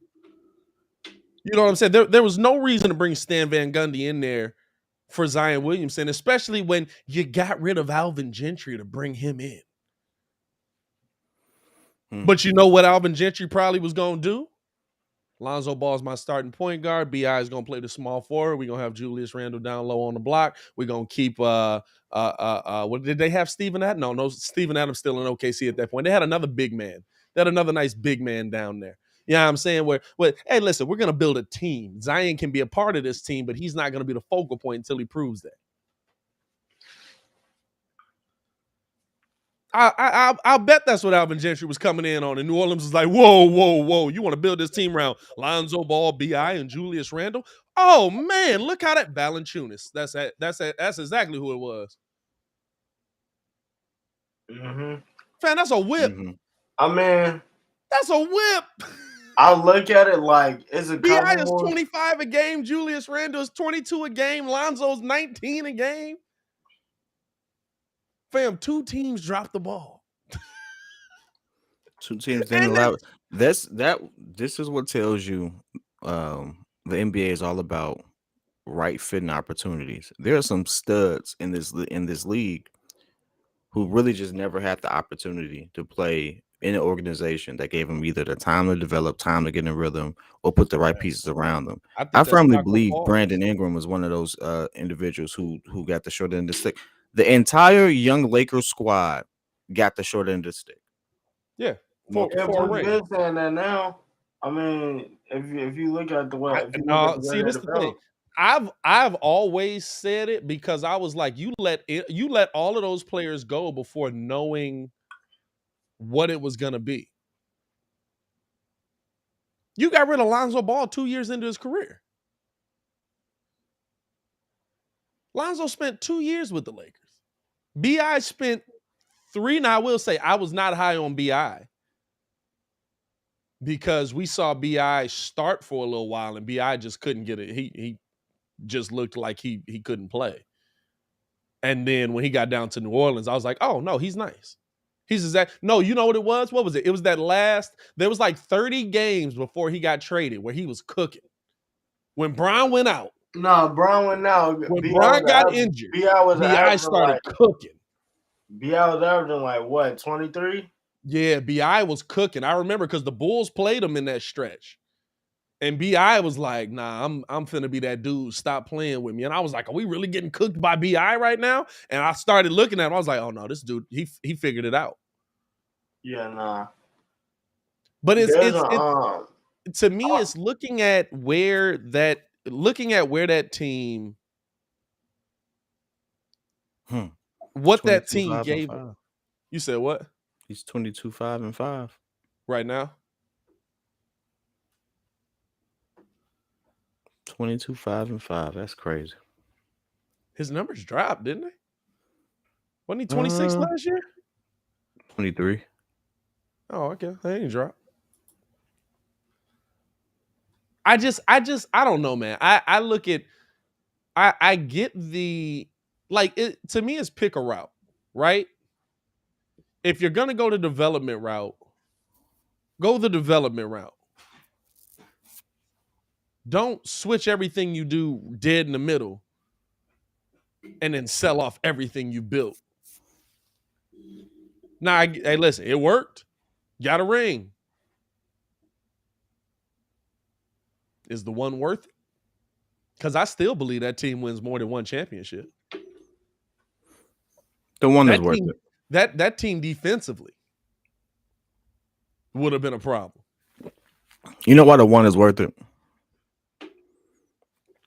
The rest of the West at the time was better.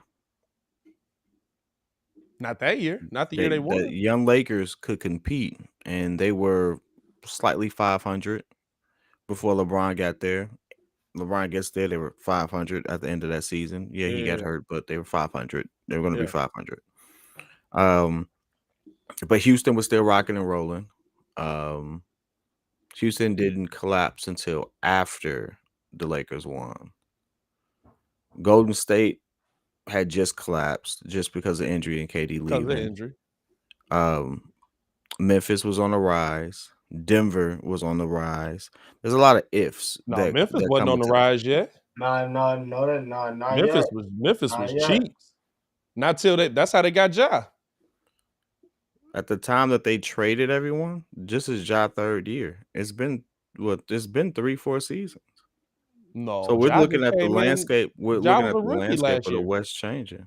What? No, it was a rookie last year. No, it wasn't. This is third season?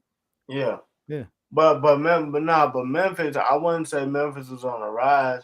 Memphis was getting noticed because the fall. If anything, making plays. They still had what's his name at that point, right? Marc Gasol still on that team when LeBron went there. How when Marc Gasol went to the Lakers? No, Marc Gasol went to Toronto. Marc Gasol was on the Lakers. Huh? Marc Gasol played on the Lakers with Dwight Howard and DeAndre Drummond. Right. I mean, DeAndre Jordan. Right, but my G, that's 2020. That's after Memphis traded him to. He went to Toronto. Won a chip, and then went to the Lakers. Dang, Marc Gasol got 2 championships. Man, he got them championships quick. Hey, dog, you want to talk about a whole career just like, man, he a really nice player. He ain't never going to get that ring, no, down there. He got traded to 2 locations, won 2 rings, and then just called it. Second location didn't even care to have him on the squad. What is it with Frank Vogel and not playing his Frank bigs? Vogel hate big men. You know what? I think Roy Hey, Hibbert nah, broke him. because like I think Roy Hibbert broke him. but Because he doubled down on Roy Hibbert so much. Well, he's shortening LeBron's career, and he's getting AD killed. Well, hey, but legitimately, like, because he could have played two Twin Towers and called it a day. No one could have kept up with him. what was I gonna He say could have though? literally put out a big man squad to combat and slow the game down to compete with the 3-point shooting on the opposing team, and no one's talking about that. Well, hey, Everyone has these hypotheticals of what should be like. Armchair GMs like us will sit there and say, well, they can shoot up the gym. Professional players are sitting there like, no, we wouldn't. We would sit there and slow the game down and make them defend and tire them out, because that's how that works. And it's like, when after a while, with several professionals tell you that, it's Cleveland beat like, hey, everybody there's a to it. rhyme and reason why this happens this way. And if you're Cleveland beat wondering if it will everybody to work, it. Cleveland, this is for Hey, you. But nah, I will say though, getting back to the Zion point, it's like 3 moves that they can make, because he's absolutely not signing a rookie extension. I feel like you either talk to the Knicks. That's the first team I'm going to. Even though, to be honest, I don't know.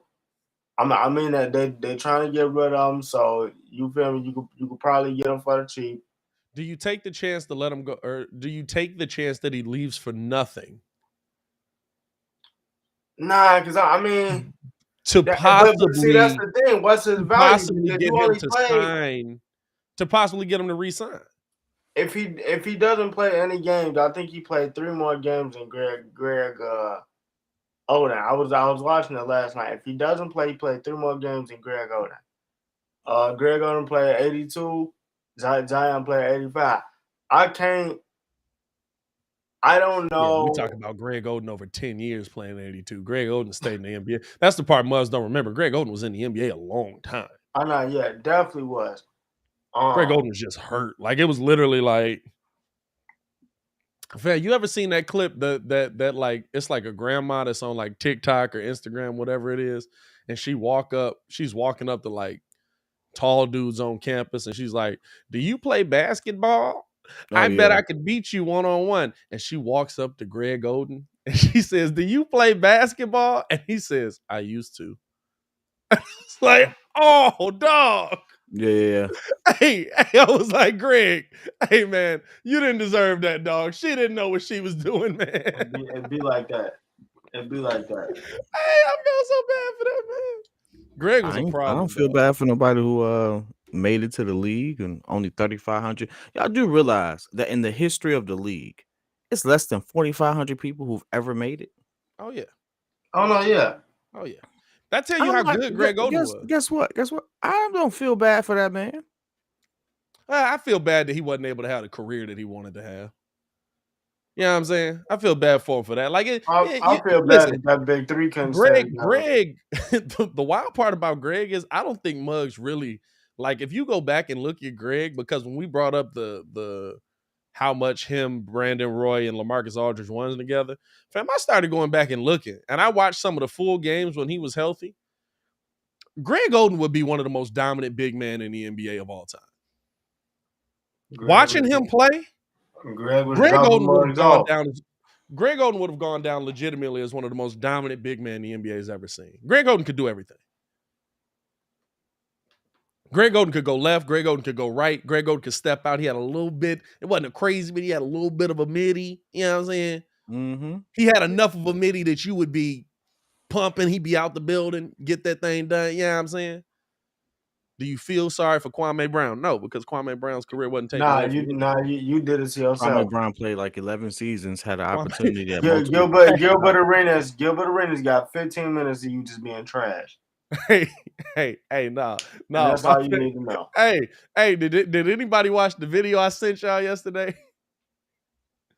Yeah. About where Richard Jefferson was killing Gilbert Arenas? Oh, yeah. Hey, had me crying because it was the first time I was like, somebody accurately depicted who Gilbert was. I was like, we got real selective memory. Like, it was widely reported that Gilbert Arenas was an a-hole.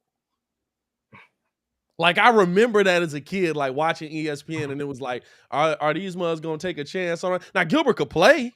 Gilbert was a bucket. But it was widely reported that Gilbert Arenas was absolutely a D-bag. Hey, a shout out to him, dog. But it was just funny, like looking at them, looking He at try to make you Richard. believe that he wasn't, though. You said I what? know. He tried to make you did believe that that. he wasn't, though. Like, He he tried to tried sit to there make and be you like, believe I don't that know he wasn't. why. Richard Jefferson? Like, yeah, He Richard did Jefferson. that. He did that in his All the Smoke interview. Yeah, he be trying to make it. He be trying to make you believe that he was. He was like, Richard Jefferson would hire than me. And this the thing, right? This is why I got smoked with Matt Barnes and Steven Jackson. and Steven Jackson, because they know. Y'all know exactly who Buddy was. Hey, You looking at the wrong set of people because you also looking at 2 additional a-holes. Yeah, this is true. This is true. Yeah, nah, that mug's on All the Smoke talking about something. Man, that really wasn't even me for real. You know, I really could have took less money. I had money under the table. It was like I met up with the owner of the Wizards. He was offering me 85 mil, but the 85 mil was tied up in like 3 garbage. I really left money on the table. Hey, I love, and this is the thing, right? I've always loved Agent Zero. I loved Agent Zero for being real enough to pull up in the locker room with the straps when Buddy said, "Hey, I'll kill you." He said, "Pick your weapon." That's a boss move. That's a boss move, dog. Choose your weapon. Is this Mortal Kombat? No, Pat, that's dumb as hell. Hey, That's, look. Hold on. There's not a bar about that. That's stupid. Hey, if I'm worth 20 plus M's at the time, and you're talking about shooting me, I'm laughing at you. His knee was hurt at that time. Dog, I don't care if my knee was hurt. Did you say? I didn't say could I play. I said I was worth 20 plus men. I said 20 plus M's. I don't care if my knee was hurt. I don't think you know what I'm gonna do? I'm gonna sit my broke knee behind down and laugh at you because you want to get buck over a card game because you broke and I'm not. I'm not gonna sit there and argue with you. Was he still mad? Well, listen, he had mad. money. I'm not he gonna had sit money. there That's really what it was. Come on. Hey, that mess was funny though. I don't care what you say. That mess. I ain't gonna argue with you now, and I ain't got 20 M's. Please, Gilbert was just being stupid. Come on, now. I'll kill you. Pick your weapon. What? I'll kill you. I'll kill you. Huh? hey, my favorite thing about Gilbert is Gilbert's justification was none of the guns were loaded. I was like, so why you got them? It's like none of the guns were loaded. No, why would I bring loaded guns? You know, he had a whole gun collection he had just bought. He had just bought a whole gun collection. Why did it just look like it got darker? What the good little good going here? I don't know. That's you. Maybe I don't know. The room is bright as heck, but it's coming through. It's the aperture. I gotta change. Oh yeah, you ain't got it locked probably. But nah, dog. That's the funny thing about a lot of the muds, dog. Like you look at it and you be like we have. That's why I said like everything, all the narratives that are happening now are not going to be the same narrative 10 years from now. But I guarantee I remind people about it. Because mugs are going, all the same mugs right now that are just like Russell Westbrook is just stat padding and he's terrible and he's like their whole view of his career is what's happening right now on the Lakers. All them mugs right now, when Russell Westbrook retiring 5 years past, mugs just gonna look at the numbers. They're gonna be like, but look at his numbers, and I'm gonna be like, no. Remember that argument y'all had. Let's keep that same energy. Because now all of a sudden, when he makes the Hall of Fame, you said what? I'm gonna keep the same energy. I know you will, but all of a sudden when he make the Hall of Fame, Muzz gonna be like, oh well, look at his numbers. He absolutely deserves to be in there. And it's like, no, y'all wasn't saying that when he was putting them numbers up. Y'all was sitting there trying to trash that man for putting them numbers up. Here's what I don't understand. How is so Russ? Let's look at this. In terms of importance, I can't sit there and say that Russ is more important than this legendary player. in the grand scheme of things, you can tell basketball story without Russ before you can tell basketball story without the Big O. You have to tell this basketball story with the Big O. Absolutely. But the only difference between these two people at this particular point is the simple fact that one of them has a ring, which most people don't even remember. O got 2, don't he? Okay, O 2 got one. rings. O I think got one in Milwaukee, and O got one in where did he finish his Sacramento? Where did he finish his career at? I can tell you right now.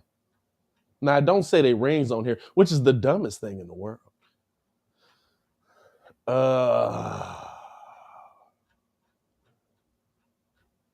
Let's see. Chris Paul, blah, blah, blah.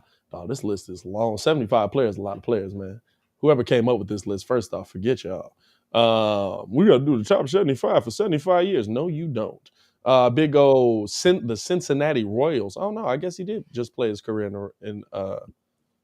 played 10 years in Cincinnati and then 4 years in Milwaukee. So that probably is his only ring because I don't think Cincinnati got a ring.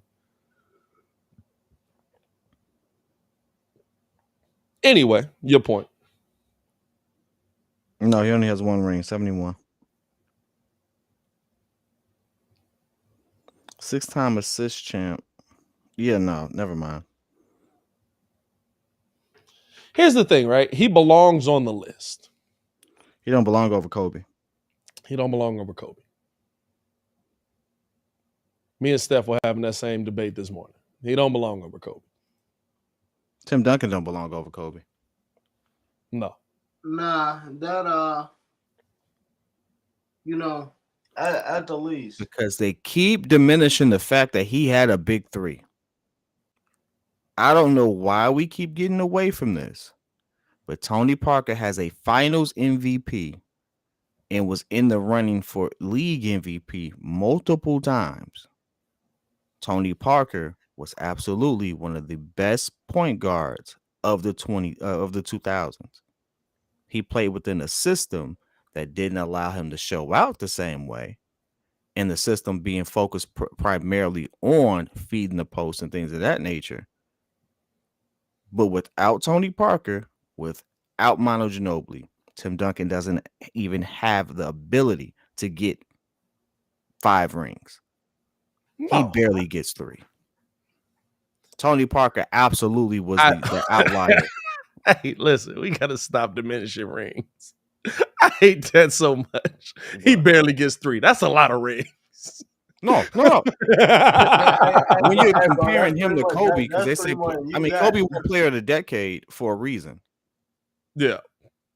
He beat Tim Duncan for Player of the Decade for a reason. Well, I mean, Kobe Bryant hate puts together Player of the Decade, though. Hey, listen, Player of the Decade. Is that the same people? Is that the same experts that put this list together? Here's a wild part. From 2000 to 2010, you can't tell the story of basketball without mentioning Kobe Bryant, with and without Shaq. Because without Shaq, he has 3 finals appearances. With Shaq, he has 4 finals appearances. I mean, you can't tell it without telling Tim Duncan's story either, though. Yeah, but Tim Duncan ain't that same mainstay. Tim Duncan got his last 2 rings on the Don't back matter. end. He was in there. I mean, okay. okay. Don't matter. He was in there. Oh, you can sit there. I'm not sitting there saying he's not top 10. I'm just saying that when you rank him, Kobe got his 3 at the beginning of the. He got his 3 at the beginning of the 2000s, and then he got his other 2 at the end. At the end. On 3 straight finals. No, 11 and 12, right? He got it at the beginning of the next 10 years. No, 11 and 12. Wait, you said they Kobe? were on the decline. You said Kobe? Yeah, Kobe. When he get his last 2 rings? 08, 09, and 09, 010. Yeah. They lost 07, 08. 09, 10. Boston was 07, 08? Boston was 07, 08, yeah. I thought Boston was 08, No, 09. Boston, the year he beat Boston was 09, was 08, 09. 08, 09? Okay. Yeah, he lost to Boston. No, he didn't beat Boston 08. He beat Orlando. He beat Boston. He went back. Yeah, he beat Orlando and then he beat Boston. And then he lost to Boston. So 08, 09 is Orlando. 09, 2010 is Boston. Because he went back to back. Yeah, he went back to back. Yeah, He went back to back. Because I Phil did got. say 010 because it was 22-0-10. You did say 010. Oh, that is funny. I give you that. You know what I'm saying? On three, no. On 3 straight finals with no other Hall of Famer. Pau Gasol's a Hall of Famer. Sure, you call Pau Gasol a Hall of Famer. Sure. What do you mean? He is a Hall of Famer. He's going to get in the Hall of Fame. When you look at it, though, he made 3 straight finals with no one else on the top 10, top 75. Oh, you my look at the God. teams he beat, the entire Boston squad is on the top 75. Poor argument. Tony Parker ain't on the top 75. Or Manu Ginobili. They should be, though. That's the problem. Come on, dog. They're not. Oh, they my should God. Be, though. Hey, listen. No. Legitimately, Tony Parker should be. This is the thing about Kid, dog. This is the thing about Kid. I agree with him. Kobe should be above Tim. I agree with him. But he makes me want to argue with him because he's not making a good argument. Whoa. No, time out. You're really saying that Tony Parker shouldn't be top 75? Because if that's what you're saying, then we can stop right point here. Guards, no. Will you stop right? Please. No. I'm done. Ain't nothing to talk about. That's just. I'm sorry. When you look at the importance of who they were, the system they played, who they are, and why everyone else got in there. I'm taking off. I get you, but you saying that is saying that the players that are on here weren't important to their team winning championships. I'll say this. Okay, no, I'm wrong. There's about 7 players on that list I can replace. I'm wrong. Tony Parker deserves to be on there over Dame Lillard. You said who? Tony Parker deserves to be on there over Dame Lillard. Yeah, damn. If you're gonna put, here's the wild part, right? If you're gonna put Dame Lillard on the list, Dame Lillard's not the 75th best player on this list. So y'all are mad disrespectful for that. But if Dame, hey listen, Tony Parker, maybe Tony Parker if you put Tony Parker in there. But Dame Lillard's not the 75th best player on this list. Hey, you've been spamming this T-Mac thing, Corey. I don't see it. Well, T-Mac had an 8-year run. That was T-Mac. To me, you give T-Mac. If we talking, like I said, if we talking 8-year runs, Anthony Davis should not be on this list. Anthony Davis shouldn't be on the list, though. We all agree. Whoa. Anthony Davis has an 8-year run that's phenomenal too. What are we talking about? Go look at his numbers and then go. I would still look at Dwight on here. Go look at his numbers and then go look at Dwight numbers and then you tell me should he be on this list? Now here's the thing. That's a different argument. You're making an argument that AD doesn't belong, and I'm saying he does. You're saying that Dwight should be over him, and I agree. I've always said Dwight Howard. I think the other person who belongs on this list that doesn't get respect is Ben Wallace. Ben Wallace should be top 75. Yeah, Ben Wallace should be. Yeah, no one's mentioning Ben though. They mention everyone else, but Ben Wallace. Ben Wallace should be on there over Dwight. AD shouldn't be on this list. Period. Ben Wallace should be on there over Dwight. Here's the thing, right? I'll say this, and me and Kid, we're gonna have a dig coming out where we're gonna kind of break this down a little more in depth. Well, Ringo can come too. I mean, it ain't specific to us, but we talked about it. I don't know enough about a lot of the oh my God dudes on it, like old. I'm talking about 50s. I don't know enough about it. Like Bill Sharman. Not a great name, not a great last name. Not gonna lie to you. Sharman is not turned into something that you want to be associated with in the NBA. Yep, they got Bill Sharman at 76 though. I don't know who he is. But why is he like this outlier? And he tied with Dame Lillard, right? Like I'm gonna be real. Like a lot of these mugs on this list, I know. I know freaking Dave Bing, Dave Bouchard, Billy Cunningham. All right, these are names I know. Some of these dudes I've never watched, never seen tape on. So it's tough for me to say, like Paul Arzon. He was balling on Philadelphia. Never watched the tape of him. Never seen. Apparently, he was in the game that me and you watched. I didn't see him put up a shot because Peters kept throwing everything up. That man put up 37 shots, missed every single one. Let's see. Who's had more success in y'all opinion in the modern era? Greg Popovich. Who's had more success in y'all opinion in the modern era? For team construction, I see a lot of Riley or Pop. As great as Pop modern is, era is I'm Pop. happy with Pop all day. Pop absolutely has had more success. He's won 2 championships in the modern era. What do we call in the modern era, I guess? Pat has 2 though.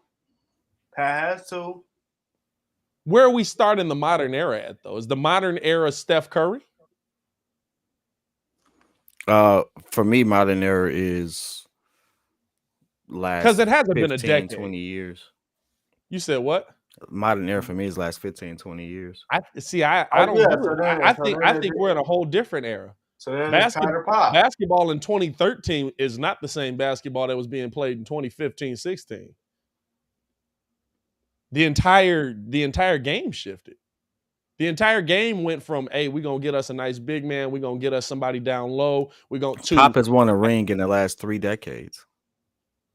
No. I'm not arguing. I'm just saying, where does the modern era of basketball start? Are we saying that it's 20 years? Or are we saying... Like, I would say the Stephen Curry's era of basketball is really a whole new era in itself because they're playing the game completely different. Like you went from let's build around a small forward. Remember, I don't know if y'all remember, but the talk in Chicago is you have to get a strong wingman. You don't have a good enough wingman. You don't have a good, like that was all you needed in the NBA, a good small forward and a center. Let me find a competent point guard to make it happen. Yeah, no, I remember that. And now it's like find somebody that can shoot at 150 feet. That's true because I mean, the Phoenix. Like that's a whole new. To me, that's a whole new era in itself of basketball. Like how the construction of teams has completely changed. Could you imagine a team in 2012 building a team the way the Bulls are built right now? Yeah. Hey, kid, what we got on our team? What we got on our team, kid? Guards. Nothing but guards. I don't know why people want to sit there. Man, don't get me started on that. I looked at the roster the other day. I was like, nothing but guards. Like everybody's a guard. Cornelius, you can't pull my basketball card. I'm gonna tell you this. I can sit there and back up every single thing I done said. I'm the wrong person to actually have that conversation with. No. Hey, I'm gonna let you know right now. You can try that right now. You go. First of all, I'm the one with the mic. It's not gonna work out. hey, this the thing about kid. This the thing about kid. When you get kid in the corner, kid pivot real quick. That man said Kobe ain't got a teammate that was on the top 75. By the way, Shaq was also his teammate. I was letting we never got back to that conversation. He's the only one. Yeah, Tim Duncan don't have one on there. Yeah. Again, admittedly so, because they excluded the other two simply because for reasons that are above me. Like I don't get it. Hey, no, you don't have Tony Parker on there. You don't have Manu Ginobili on there, but you have Bill. Wait. Manu's not on there because of his own doing. He wanted to. He was cool with coming off the bench. Okay, you're not understanding. Well, Bill Russell's entire starting squad is on there. Yeah, they all Hall of Fame. Well, I mean, yeah. Some of them didn't score the same amount of points and rebounds and assists as the other people. I just want y'all to understand. Hey, listen, neither did Bill. Oh, yeah, David Robinson. Yep, thank you, Nick. Thank you for having my back. He did play with David Robinson to get a ring. Ooh. Shut it up. Nah. Ooh, that's a good one. Hey, that was a good one. What? Hey, shout out to Nick. You saved me on that one, dog. I ain't gonna Hey, I was feeling freshly cooked on that. Hey, Ringo. Kid was getting beat up in the corner, and that man he definitely was. That man came over. We was definitely stumping him out. Hey. Let him up. Hey, kid. Hey, Nick also You my man. got you on the other one. He got 2 on the top 75. Karl Malone was his teammate as well. Who are you talking about? Kobe. Now you don't know what we talking Now we about. finna go Come with on the now. 2004 Come on squad. now. Oh wow, Come really? on now. Hey, We'll go with actually, he got 3. 2004 squad. Gary Payton was his teammate as Come well. on now. Oh God, Come on now. that's. We're talking about Rotisserie. old Gary Payton, Rotisserie. old Karl Malone. Hey, Rotisserie. Gary Payton won a ring after that and was Rotisserie. Yeah, instrumental. Gary Payton won a ring Rotisserie. cheerleading, and even he says it. Rotisserie. Hey, Gary Payton won a ring after that and was instrumental in that ring. Hold on, let's go through here. Hey, because Muzz was just running to the Lakers, by the way. That's what we need to talk about. Muzz was running to the Lakers. They saw how good Kobe was going to be and was like, we got to get there. Is that it? That might be it.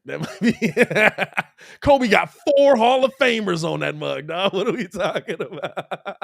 Hey, dog. We don't talk about 2004. Hey, listen. Real talk. Malone was still putting up numbers. Malone, now Peyton kind of had gone to kind of a was he wasn't off the bench, was he? Because that was pre D Fish.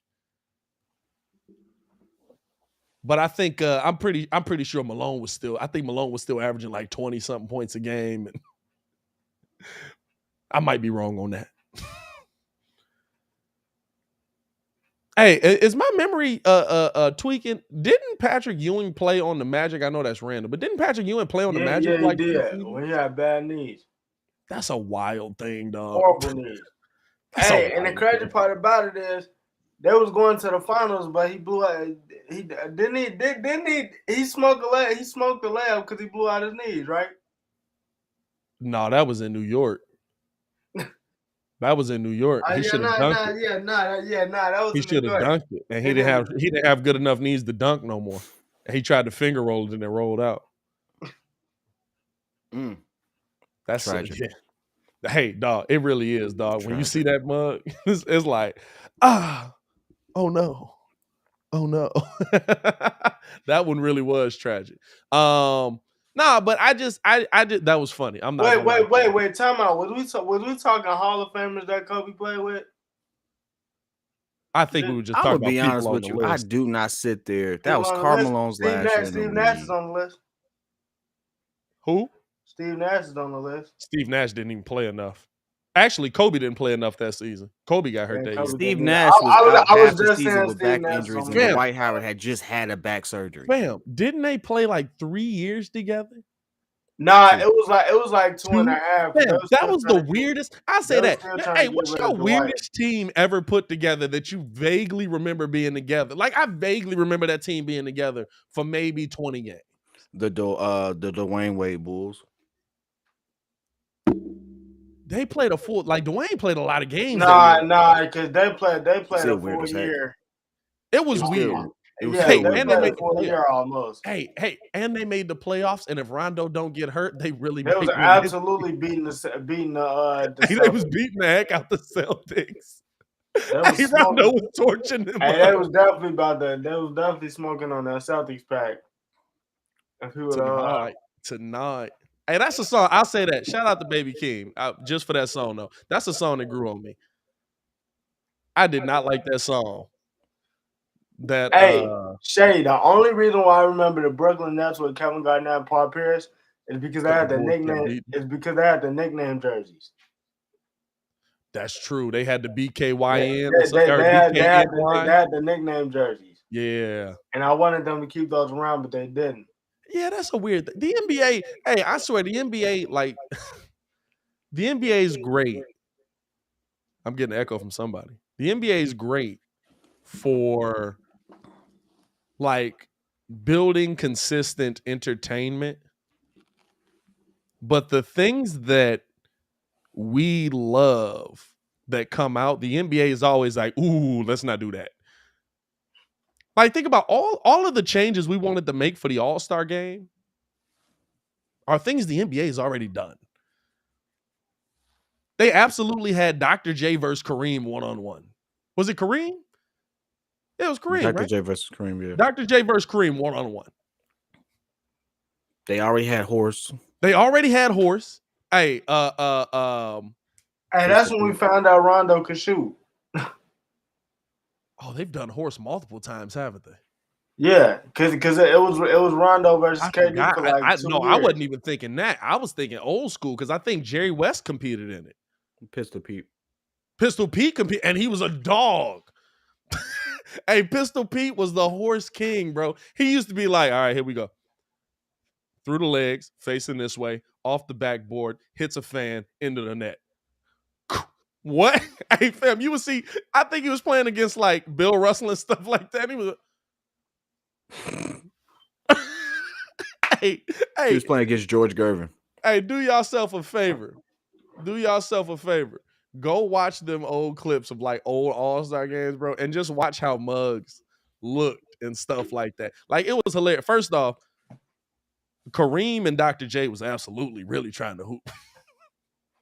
Second off, which is why I think one-on-one would be the best thing, even though your best won't play in it, you'll probably get like the rookies that's jaw-jacking every game to play in it, and I think that'll be entertaining.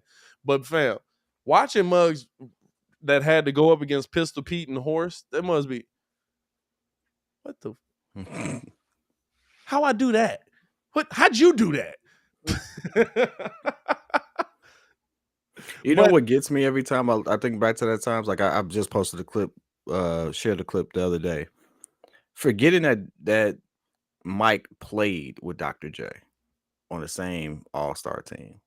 He played with Julius. Well, he played with Julius. So he played with George Gervin. He played with all those people that like came before him. Like, we really don't see it now because we're so young and stuff like that. But Dr. J was the man. Like, y'all remember early 2000s when they had NBA streets and stuff like that with the big fro, long socks and stuff like that? Hey, that dude was modeled after Dr. J. NBA Street Volume 2 got the best soundtrack in video game history. It's up there. It's up there. If you say it's not, you're lying. No, it's up there for sure. I don't know if it's the best. NBA 2K8 had a banger soundtrack. That is true. Hey, I'm not gonna lie. One of the best 2K intros. I don't really care about the soundtracks. Was when they had Jay-Z. I think that was what 2K13, 14. Oh, allow me to reintroduce. That was 14. That wasn't the greatest soundtrack of all time. That was just Jay-Z's greatest hits. That was just Jay-Z's greatest hits, dog. Can I just say this? The best 2K they made was when they had the Jordan challenges. Yes. 100%. That was the best 2K they ever made. Which one was that? That was 2K. No, that was 2K. That was 2K10.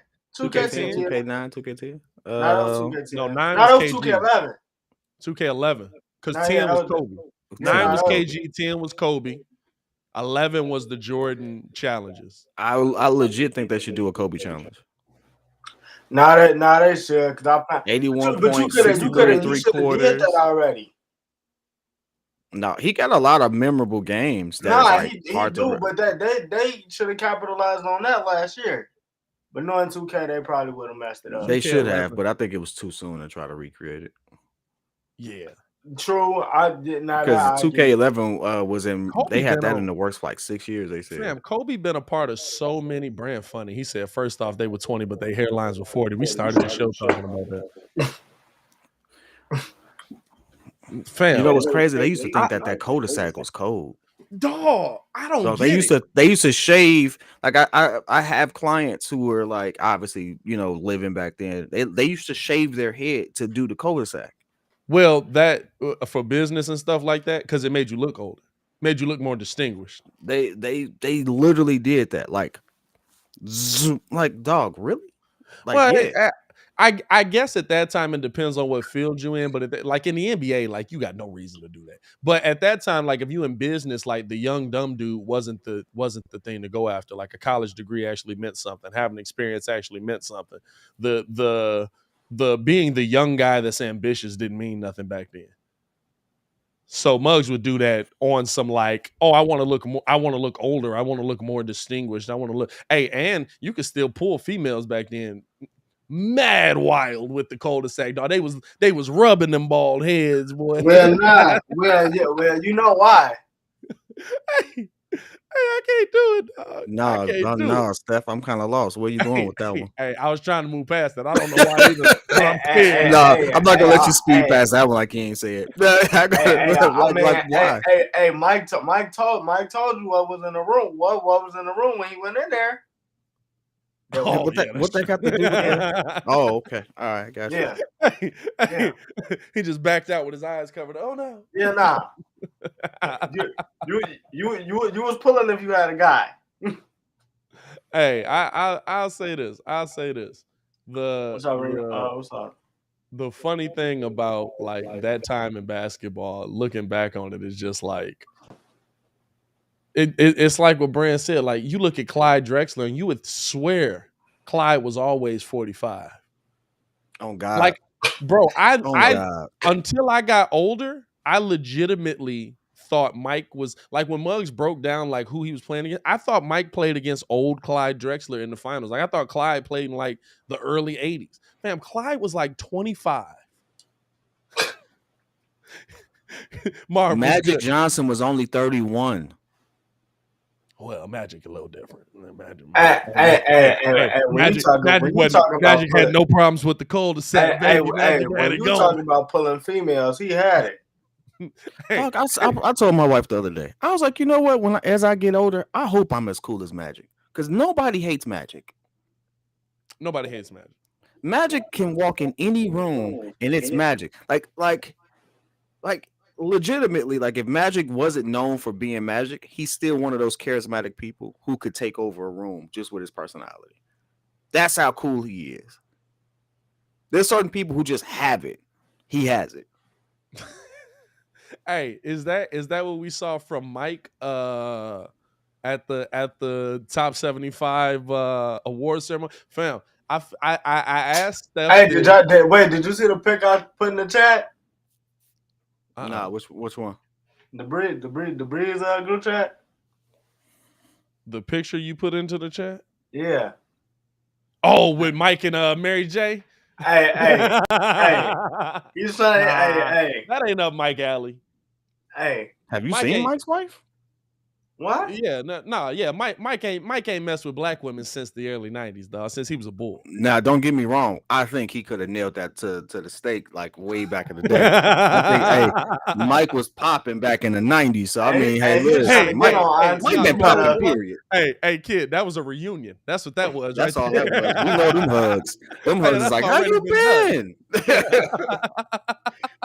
Man, listen, Mike. Mike is still one of those people to this day. It's Mike, bro. Well, that's why I asked that. That's why I asked Ringo yesterday. You wasn't here for it. Did the NBA pick? Did like the actual league itself let you know who the GOAT is? Now, they did the top 75. Yep. Now I'll say this before you go. I said that the NBA didn't tell you who the GOAT was, but the fans told you basically who their GOAT was. Fam, they were in LeBron's hometown, and the building shook when Mike walked out. Mike! That's what they said, Doc. Just like that. What was we that? Love you, Mike. Hey, Nick, that's a good one.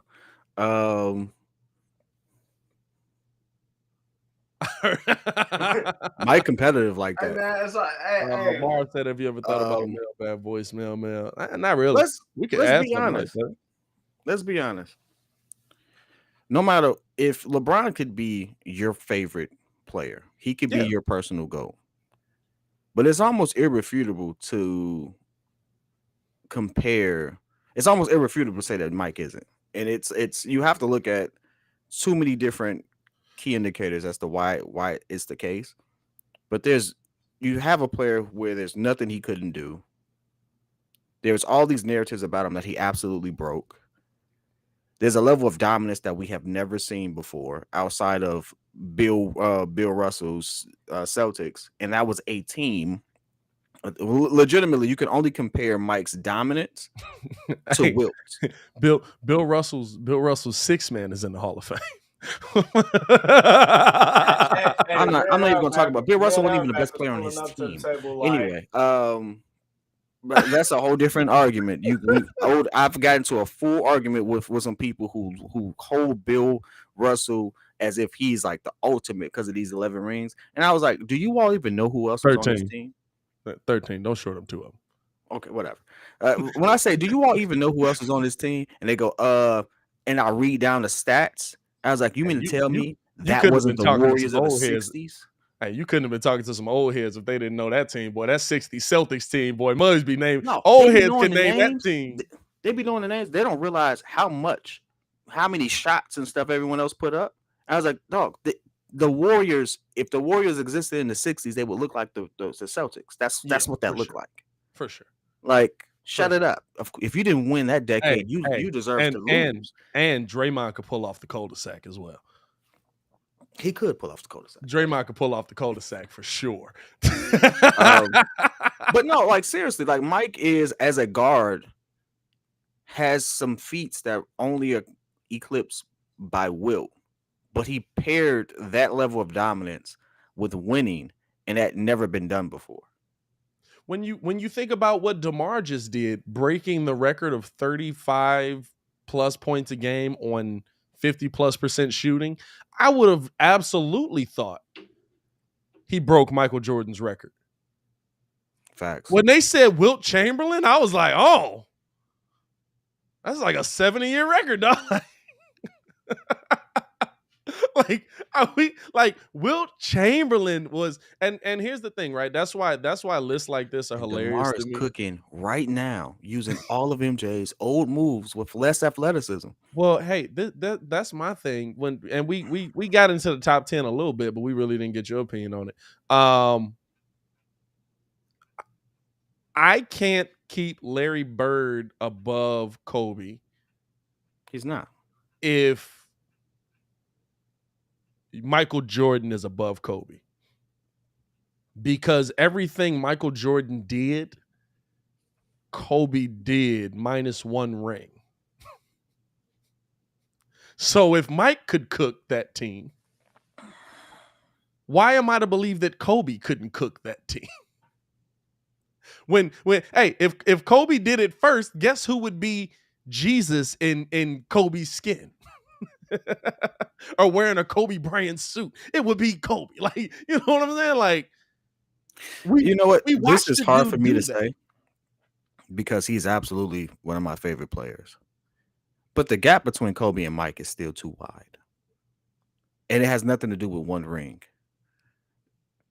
The gap between what Mike was able to do and accomplish, even in his older age, kind of shows you the type of player he was in his prime. Mike averaged 25 and 5 at 40. Mike was a top 5 shooting guard at 40. Put that into perspective. If you look at the top 5 shooting guards of that year, away from Kobe. he was in the same category as a young Kobe as top shooting guards.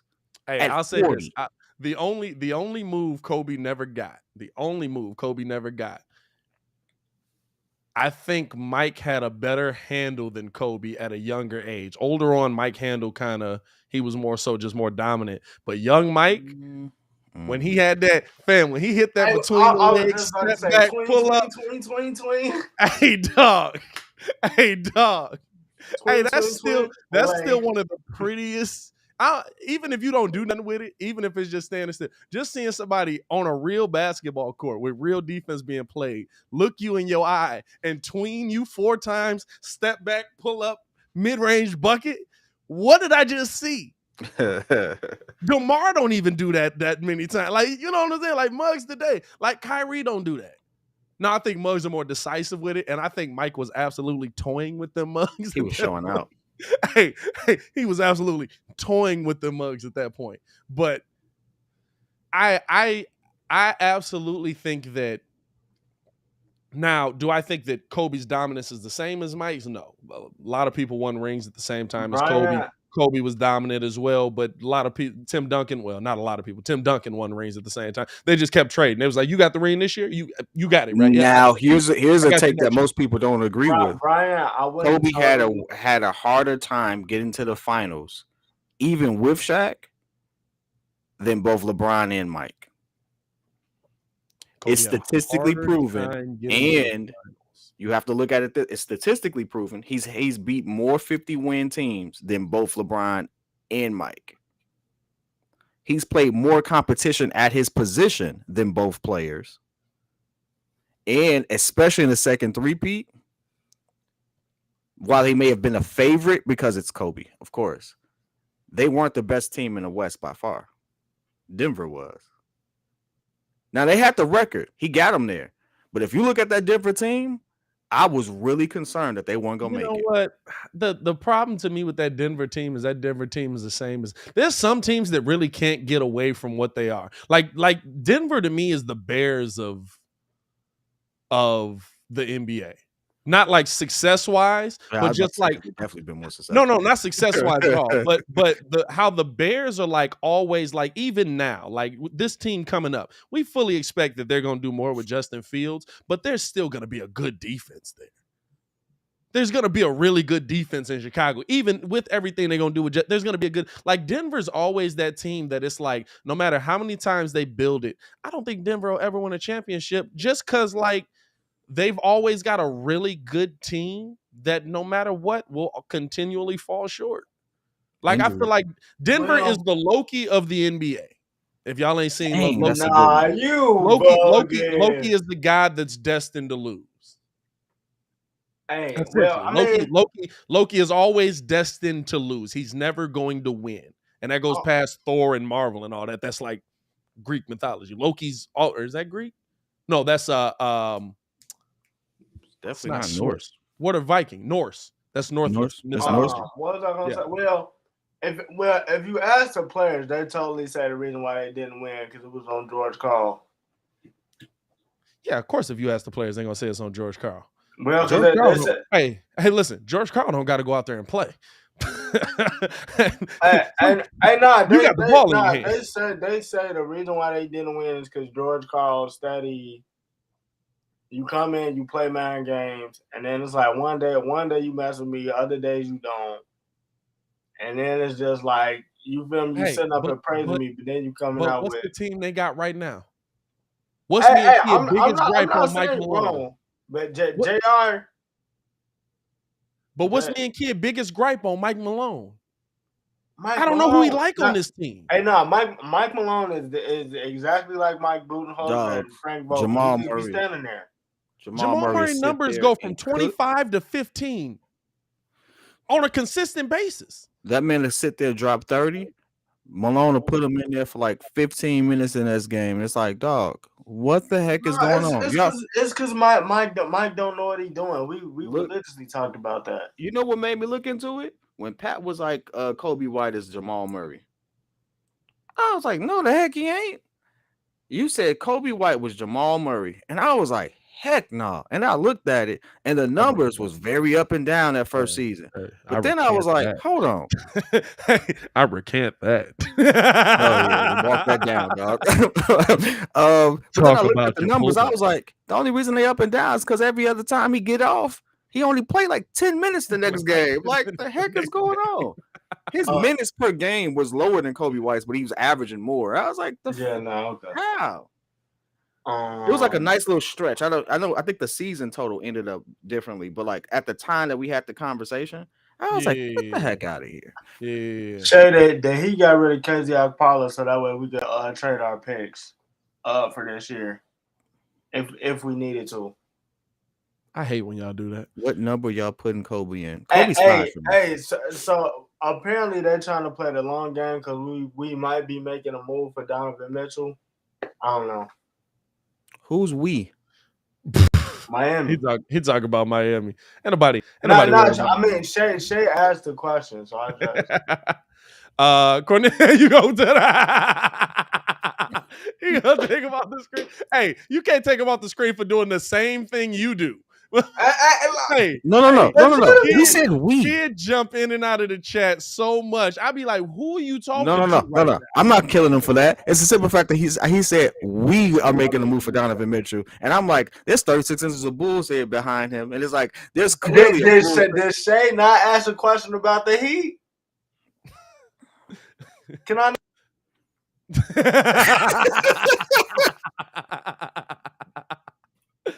Hold on, wait. Now you won't come back on. Hold on, wait. There you go. All right. You back. Hey man, that's cool. I don't trust you anyway. Your cufflink ain't tied, bro. Your shirt is not where it need to be, bro. Can't trust the man with one dog, cufflink tie. trust me. If I want to step up, hey, listen. I think somebody asked earlier. I'm financial advisor by trade. Trying to go into private wealth management. I say all that to say I saw some cufflinks the other day. Cufflink game is different, dog. The cufflink, I will say, I'm not big on like spending money on little bitty things like that because I don't have my ears ain't pierced, ain't got no ear. Cufflink game is different, dog. You get some nice cufflinks. Hey, okay, so how do y'all feel about the bow tie game? Y'all mess with the bow tie game or not? I mess with the bow tie game. I rock a little bow tie. I mess with the bow tie game. I mess with the bow tie game, dog. I think only if you do it with the vest or the 3-piece. Just the 3-piece. Nah, I mean, technically, because I don't like seeing the bow tie with all that empty space. All the shirt. That's the only part. Now here's the thing: bow tie. You only go bow tie to me if you go black shirt. I don't do bow tie with a white shirt. Too much white. Nah, black shirt. It depends on the bow tie though. And here's the thing, right? Here's the thing. Black shirt. Red bow tie? Be a respectable adult. You don't go bow tie, a lapel, handkerchief. You pick one here. Pick one. You can't. You pick one. You either go lapel or you go handkerchief. Relax. Like, what are you doing? Now, be a respectable adult out here. Yeah, that's right. That's right, Clayton. We talking about the Kingsman stuff out here. Hey, it kills me right there. You got bow tie, lapel, handkerchief. All right, what's happening here? Like you got a splash of color on the neck, then you got a whole painting over here on this side. The bow tie or the handkerchief and the lapel don't match. You know what? For me, it's not with bow ties. If you have a solid shirt, like you say black, I cannot wear a black shirt with a bow tie just because I like my bow ties to be colorful. If I'm going bow tie, it's either white or I'm going, white collar French cuff shirts, so white collar, maybe a blue base on the shirt, or something like that, just to pair it. And it has to be part of the 3-piece. I mean, I guess that's all individual style because I've seen you pull it off. I've seen pictures of you pulling it off. Do you tie how your you own accessorize is important because like the suits in themselves. That's right. That's right. The suits in themselves are whatever. Like you can get, as long as you have a nice tailored suit, you could have a off the rack suit as long as you get it tailored. You're in the game. But how you accessorize that suit says everything about you. I'm starting to get back into watches heavily. That's what I need to start doing. My wife is killing me because I was like, different. I was like, you had a payment plan for these new Omegas, and she was like, "You're not going to spend a car note on a watch." And I was like, "Why not? It's only 10 months." Like that new Omega Seamaster is really nice. And I've done it before, and she didn't like it when I did it that time for something I don't even take care of. I don't even take care of that Rolex. I'm not gonna lie though. The only reason why I can't, dog, I swear, every time I come to his crib, that Rollie is in a different spot, bro. Every time. That's mainly because I sit there and like, once I made the mistake of getting it serviced by a gray market dealer, and I get like, and I start like, because I didn't know what I was doing. I got it with something, and I was just like, yeah, but and then I realized he was using. Some parts were real, some parts were like it diminished aftermarket. It devalued the watch so much, and it was just like, oh, whatever. It's just like Frankenstein of a watch at this point. But I really, really love. I love how we can just talk about all of this stuff. But I really, really love that, and I'm really getting into handmade Italian shoes. I don't know. But the reason why I can't do the white though is because I just feel like the night before when I get my suits out and stuff, it'd be like, all right, I got the white, finna go in, finna kill them. I'm finna be looking fresh. Everybody in that mama always want to touch you, and it'd be like more than normal. And I'll be so paranoid. It's like as soon as you touch me, I'm look like. Why are you paranoid, dog? Bro, because it's just like you feel I ain't trying to get dirty. Why you need physical contact right here? You just ate Cheetos, my guy. You're doing too much. Hey, before we continue, because I want to touch on this, and then we can move on. Are we happy with the roster moving forward into the summer? I think we've gotten all we can get from this roster. Hey, here's the thing about the roster. Me and Steph realized this yesterday, and it just tells you like how long you be with people when like they one and done out of college. Tristan Thompson is 30. I told him. He didn't want to believe me. I was like, I thought Tristan Thompson was 34 years old. He's 34. I'm like, Tristan Thompson is 30. He's 30. He will not turn 31 until the end of this season. But he retiring. Is he though? Now listen, you retired. Here's the thing. In my expert opinion, I don't think he needs to retire. Please. Here's the thing. It's about he might retire, but to me, it's about is he retiring because of where he was? Like when he said he's retiring, he was in Sacramento. I would retire too. Marvin Bagley retired in Sacramento. I would retire in Sacramento as well. Is he retiring because of that, or was he retiring because he's done with basketball? Like that, those are two very different things right there. So I think we'll see, depending on how far this Bulls team goes, depending on how well he fits in and plays with this team, we'll see if he retires or not. Am I satisfied with how this roster is constructed going forward? We are tied for first in the Eastern Conference. We are nowhere where we expected to be this season. We are scoring at a rate that we never expected to be scoring at this season. Well, maybe not that part. Steve-O, that's a bar. Hey, Undertaker is my favorite wrestler. I don't take retirement seriously. That's funny. Goldberg just got done wrestling, dog. Hey, he's back. But Goldberg is back. Stop playing. It's I'm not mad at any, like everybody was so upset. I remember people losing their minds at the trade deadline. We didn't make a move. We're done. Ringo said we're in the play-in. That's not what I said, bro. But I'll let you rock. Not what I said, but I'll let you rock. It's not. I said, depending on when everybody gets back, they might be in the play-in. That's what I said. And then somebody said it, and then they said I had a valid point. But then y'all was looking at me like I was the problem. I'm like, come on now. Let's be better. That's what you said. Let's be better. It's a lot of people in here that heard you say it. You said everyone back, we'll be where? No, I didn't. There's a lot of people in here that heard you say it. Go back and look at it. Go back and look at it because you're trying to clear your name. Go back and look at it. Because everybody in here heard you say it. But he called in and said I absolutely had a point. But when he said it, how Buddy called in? When I said I'm swinging. Hey, go back and look at the tape.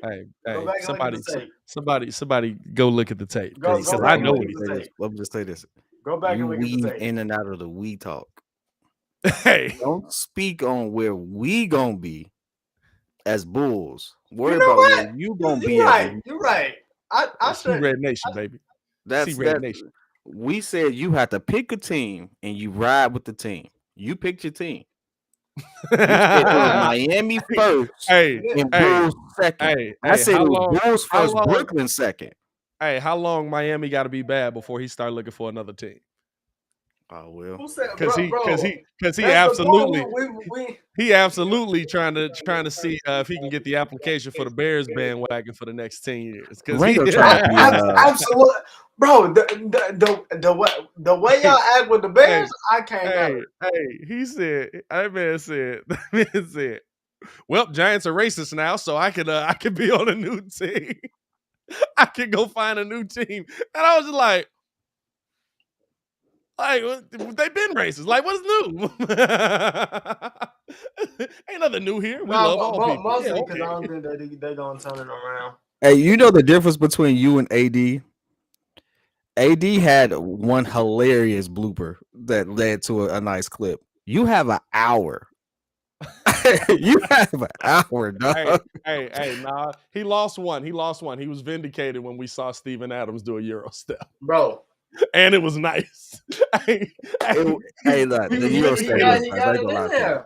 You got some. You got some too. I'm gonna need y'all to stop acting like this. Listen, I have some. Absolutely has a couple. Hey, I just have them things quick though. You understand? It's a skill, baby. Don't worry about it. Absolutely has a couple. His go-to is, "Oh, what happened? So what?" Oh yeah. Hey, you know what? Well, guess what? That's me. That's me relenting and moving on.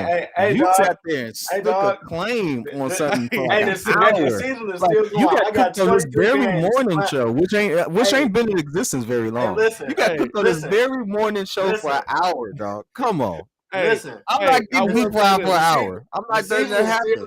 The season is still going. I'm not letting it happen. Games to still clown you about Portland. Hey, I will say this: Kid move off of the point.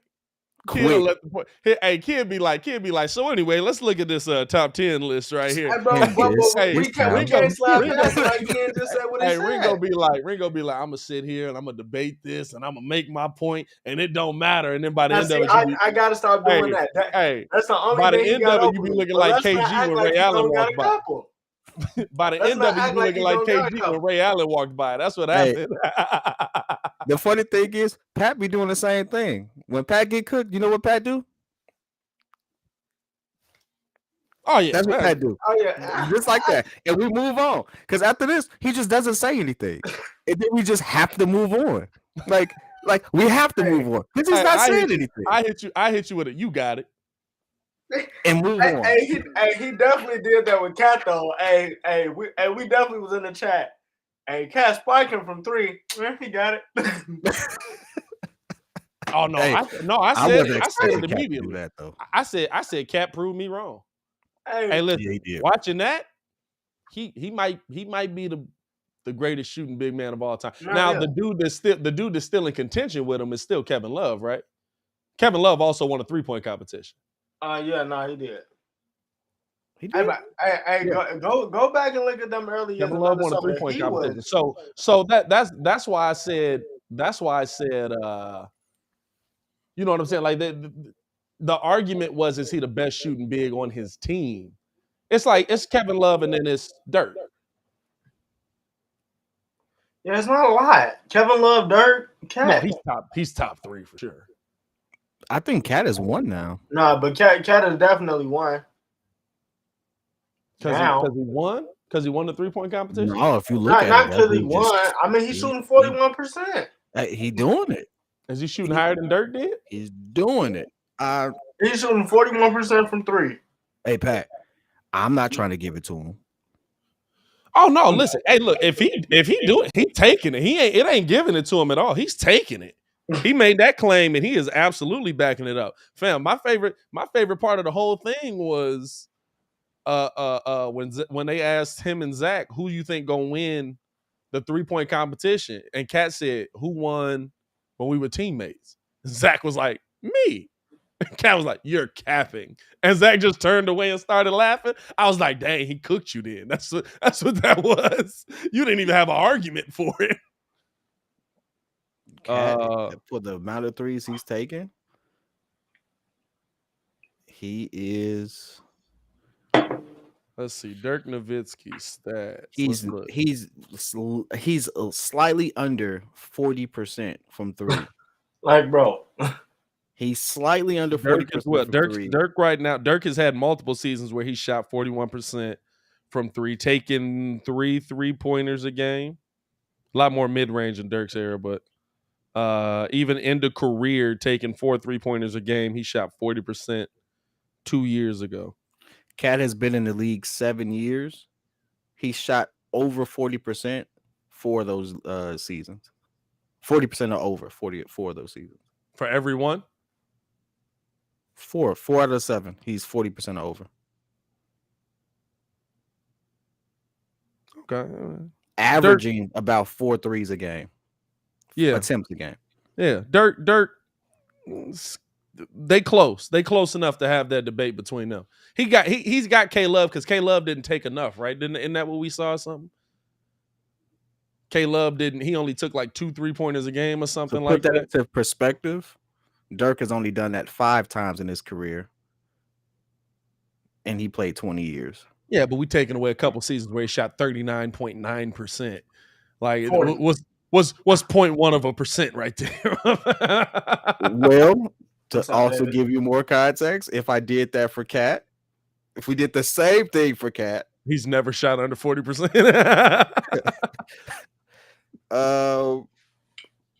Are we giving him the 38 points, 0.387? Bro, 38.7. That's a shot. That's a shot. Then he has 5 seasons of 40%. If we're going to give him the same leeway. Hey, shout out to him. 5 out of the 7. He backed it up. I ain't mad at him. He been backing it up apparently. But hey, you know what? The fact that he said it, he went out, he said it, he won the 3-point contest, and he's been backing it up. Somebody we don't even look at. What's AD shoot? For some reason, we've never even brought his name up in this debate. That's because he's trash. Well, he ain't been on the court. On the court is different, but what's he shoot from 3? Because AD be pulling that mug up as well. AD is 30% from 3. Oh, yeah. No. Come on now.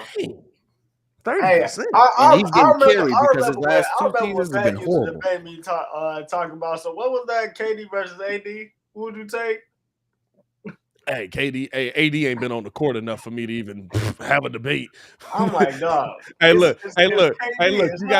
You gotta give context to when we were having a debate. They were both putting up 35 a game. Yeah, nah, he was averaging 25 a game, and they got buggy. They were both dominating the NBA when we were having this debate, and then AD kept getting hurt, and I was like, well, I can't even debate it no more. Like, he ain't been on the court enough for me to debate it. Oh, hold on now, though. Who you got? Boogie Cousins. Nah. Oh, Boogie Cousins. Boogie Cousins was close. He didn't shoot enough threes early on, though.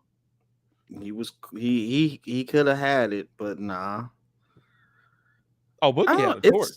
Kevin Garnett didn't shoot a lot of threes. No, fam. KG is the only player I've ever seen, right? If you put him just outside the arc, he would miss. But if he took one step inside the arc, it was cash. Money. I was always confused by that with KG. And 2K replicated it, dog. Like 2K legitimately, like his hot zone was just inside the arc, like literally right on the other side of the 3-point line. Right outside. Oh, yeah, and you was fortunate if he put his foot back. You know what I'm saying? You was fortunate if he put his foot back. And it was just like, good Lord. Like he was absolutely be getting jiggy on 2K. It was the weirdest thing, dog. It still do. Fam, the one thing 2K need to bring back, I will say this, the one thing 2K need to bring back, remember when they had, I think it was the Garnett year and the year after, when you played online, depending on how the player did in real life, that's how they would have his game adjusted online. Yeah, true. Hey, they still do that. That's why. Don't get it twisted. I'm gonna tell y'all this: NBA Live did it first. Who cares? NBA Live is trash. NBA Live, everybody's 180 pounds. Hey, nah. Live was carrying until 2K was like, let's get Jordan. Hey, Live was carrying all until 2007. Nah, I got an interesting question for you all. Let's do it. Out of all the players, 25 years and under, who do you think who's going to have the best career? 25 years and under. So who we talking? We talking Zach LaVine. Is he 26 No, now? Zach is 26 now. Kobe White. I'm just playing. 6 man of the year, maybe. Hey, possible. That's not a bad career. Hey, Jamal Murray had made a whole career off of it. Well, end of career. You mean Jamal Crawford? Yeah, Jamal Crawford. My bad. I said Jamal Murray.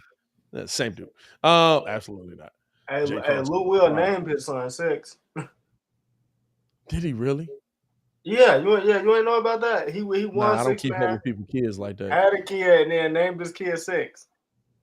Which is now primarily the reason I believe Kid was right when he said Kylie could have named her son whatever.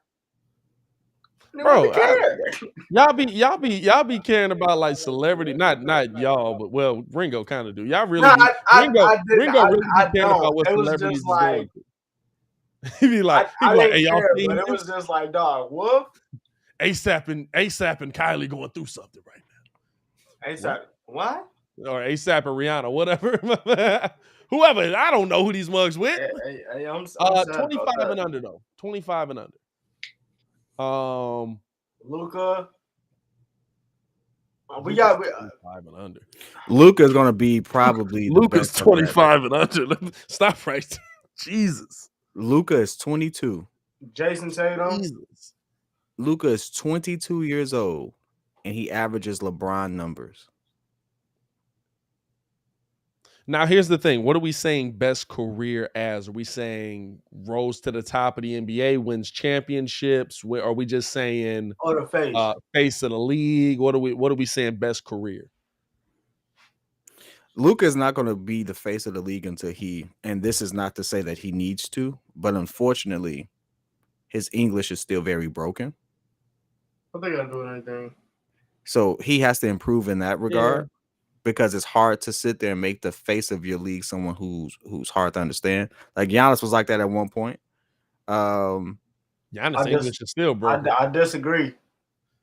But Bugs is in love with Shohei Ohtani.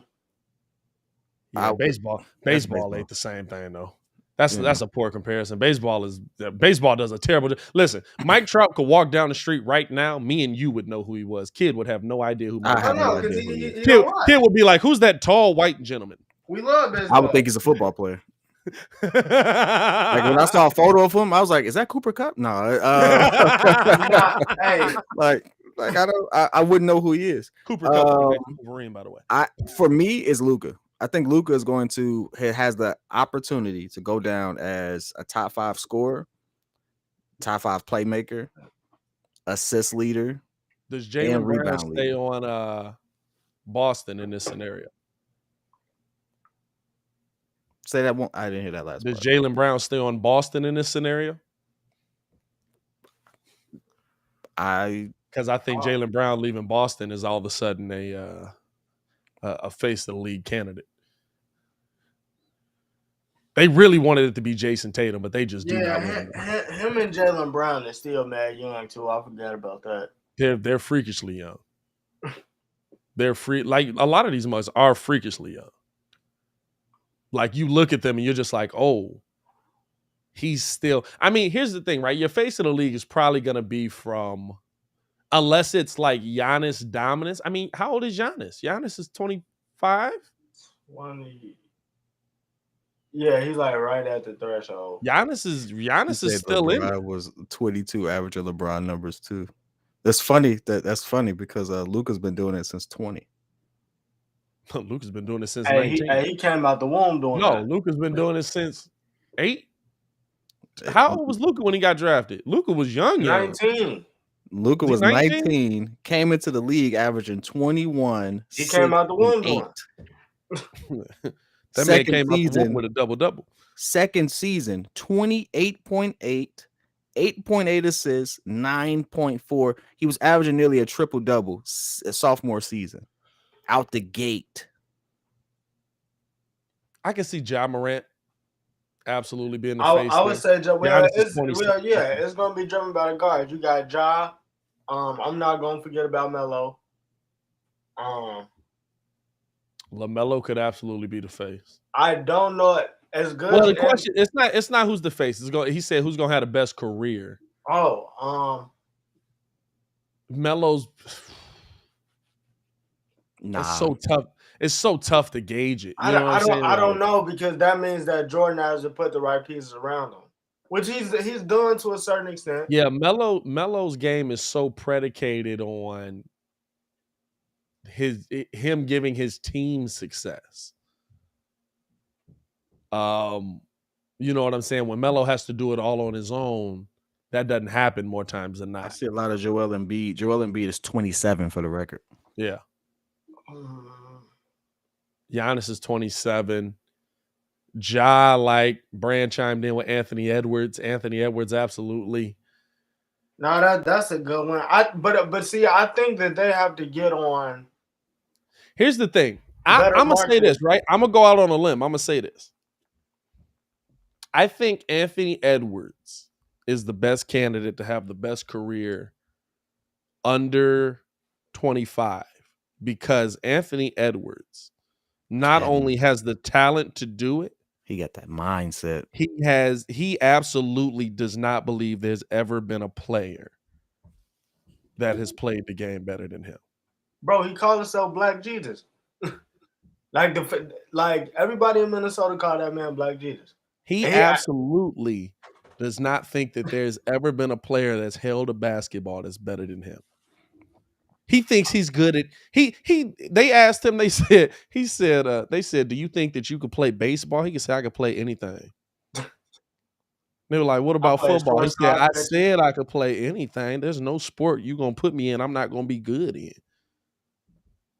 Luka don't have that mindset. Luka in the playoffs last year, he was just like, hey, let's just hope we don't get swept. I said, ooh, y'all losing this series.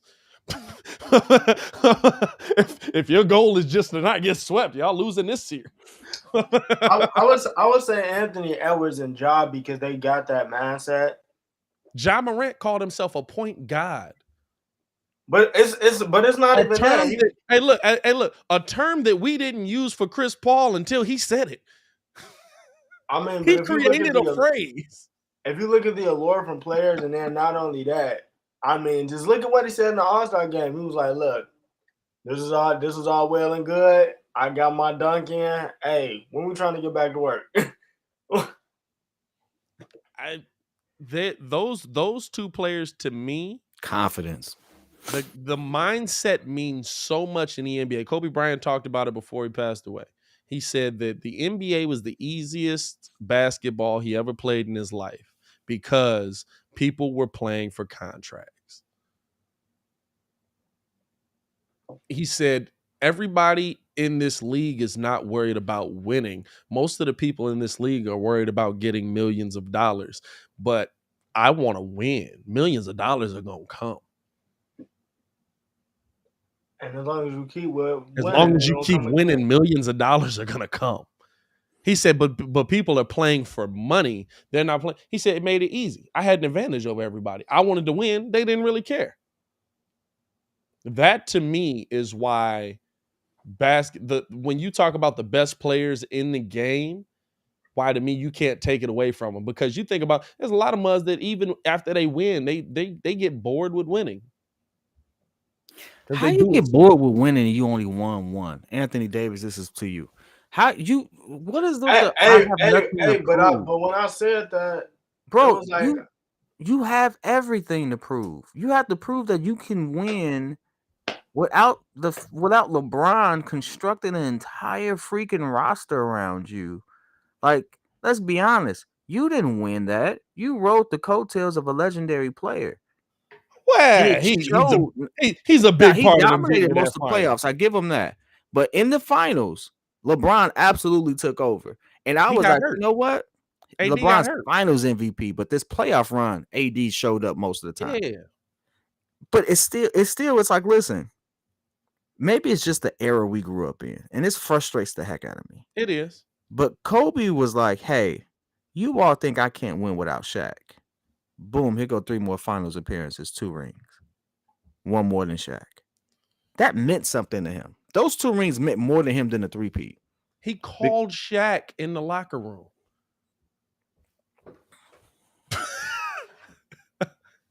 Five. For me, that means something. Maki, I'm dead. That means Hey, something. did you see Maki coming? Anthony dang. That's a good Davis. Hey, bro. Hey, That's that's a a good good one. one. Anthony Day-to-Day Davis. Hey, That's a good one. I gotta give you give that him one, Baki. That's a Barkley level bar right there. That's a Barkley level bar right there. I give you that one, Baki. Anthony That's Day-to-Day funny. Davis. Anthony Day-to-Day Davis. Oh, shout out Baki in the chat, man. No, like Harold y'all Miner and gotta Derek Coleman understand. had hella Look, confidence. here's That's a good one, too. here's the thing. Like for Bill Russell to win 13, it's a grind. He won 13 collectively. Yeah, collectively. He coached 2 of them. Yeah. He got And Phil also Jackson. played while coaching them. So does he get the same treatment as a player like because Phil Jackson got 13 rings? I don't know. You know what I'm saying? The thing with Phil Jackson was Phil Jackson had the mindset to bring Tex Winter in and run his system and teach and have him also help teach. So like Phil Jackson to me has a great mind collectively, coaching wise.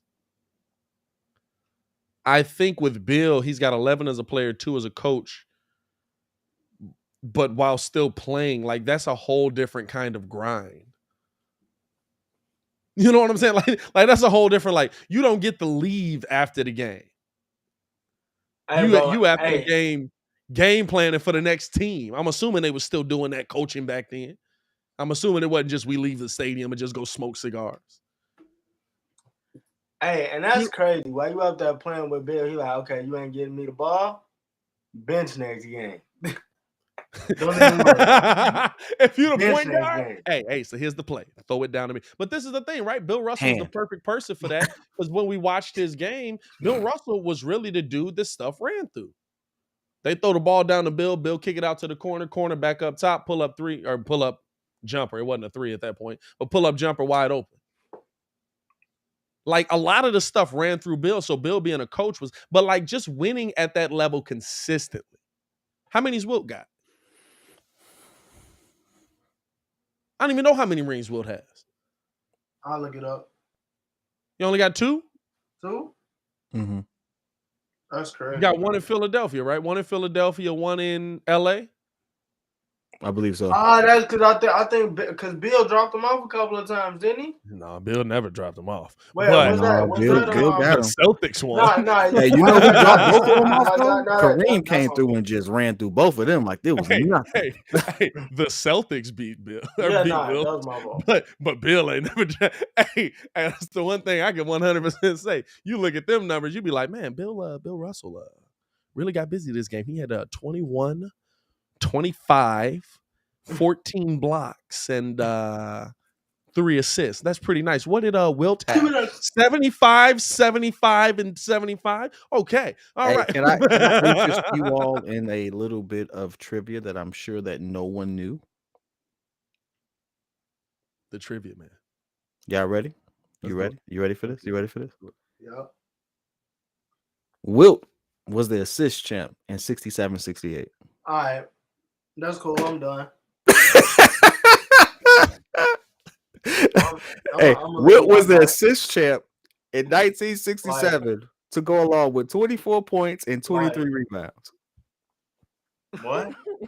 What? Y'all want to argue with me about the Big O? Oh no.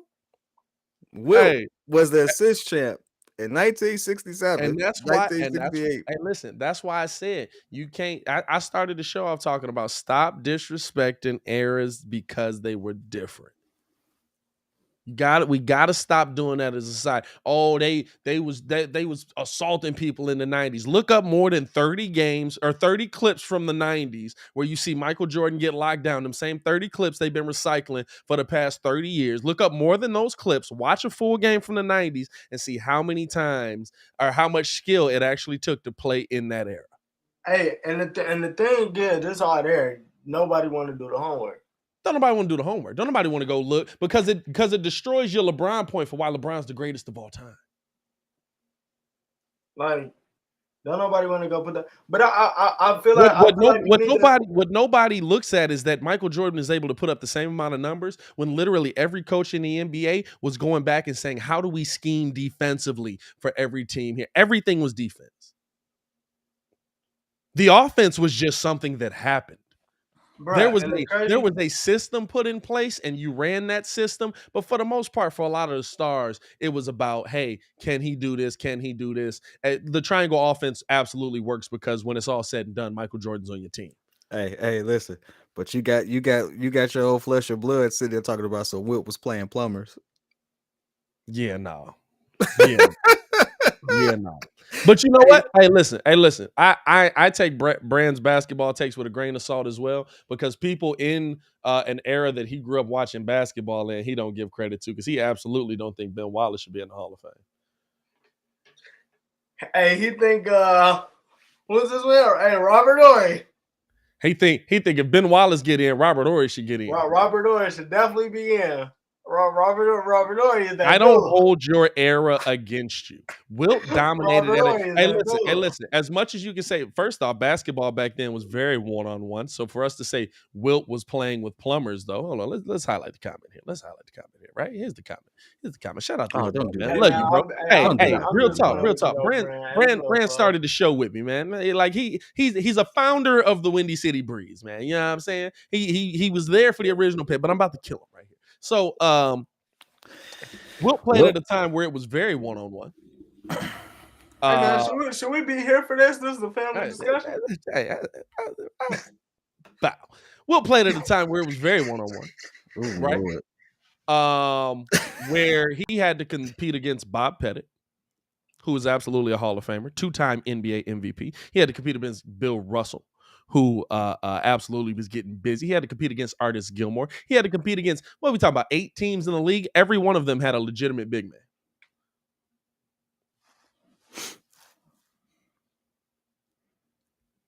Okay.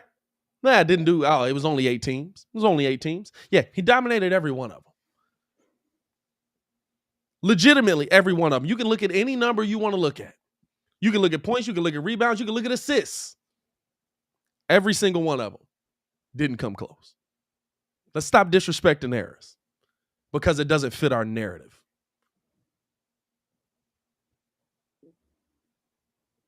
We do the same thing with the 80s. We do the same thing with the 90s. We do the same thing with the 2000s. Let's stop disrespecting eras because it doesn't fit our narrative.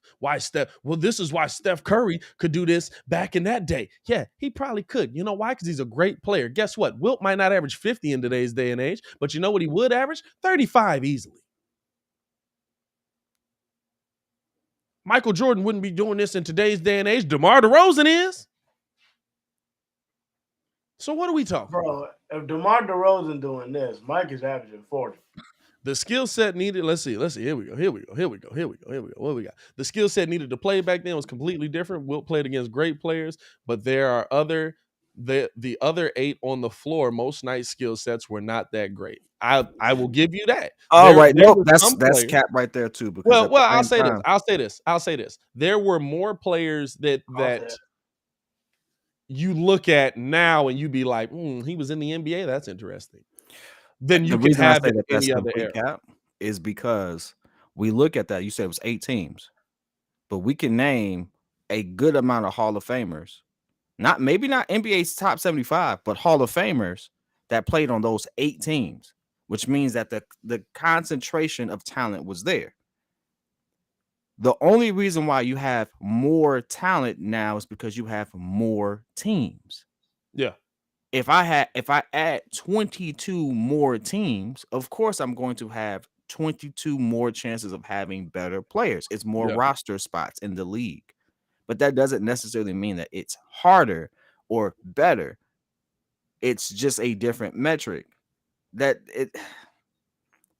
I can name a list of people who are in the Hall of Fame, legitimately so, from his era, and one of them is even a logo. Hey, and here's the thing. Even with that, they weren't big men that were defending him.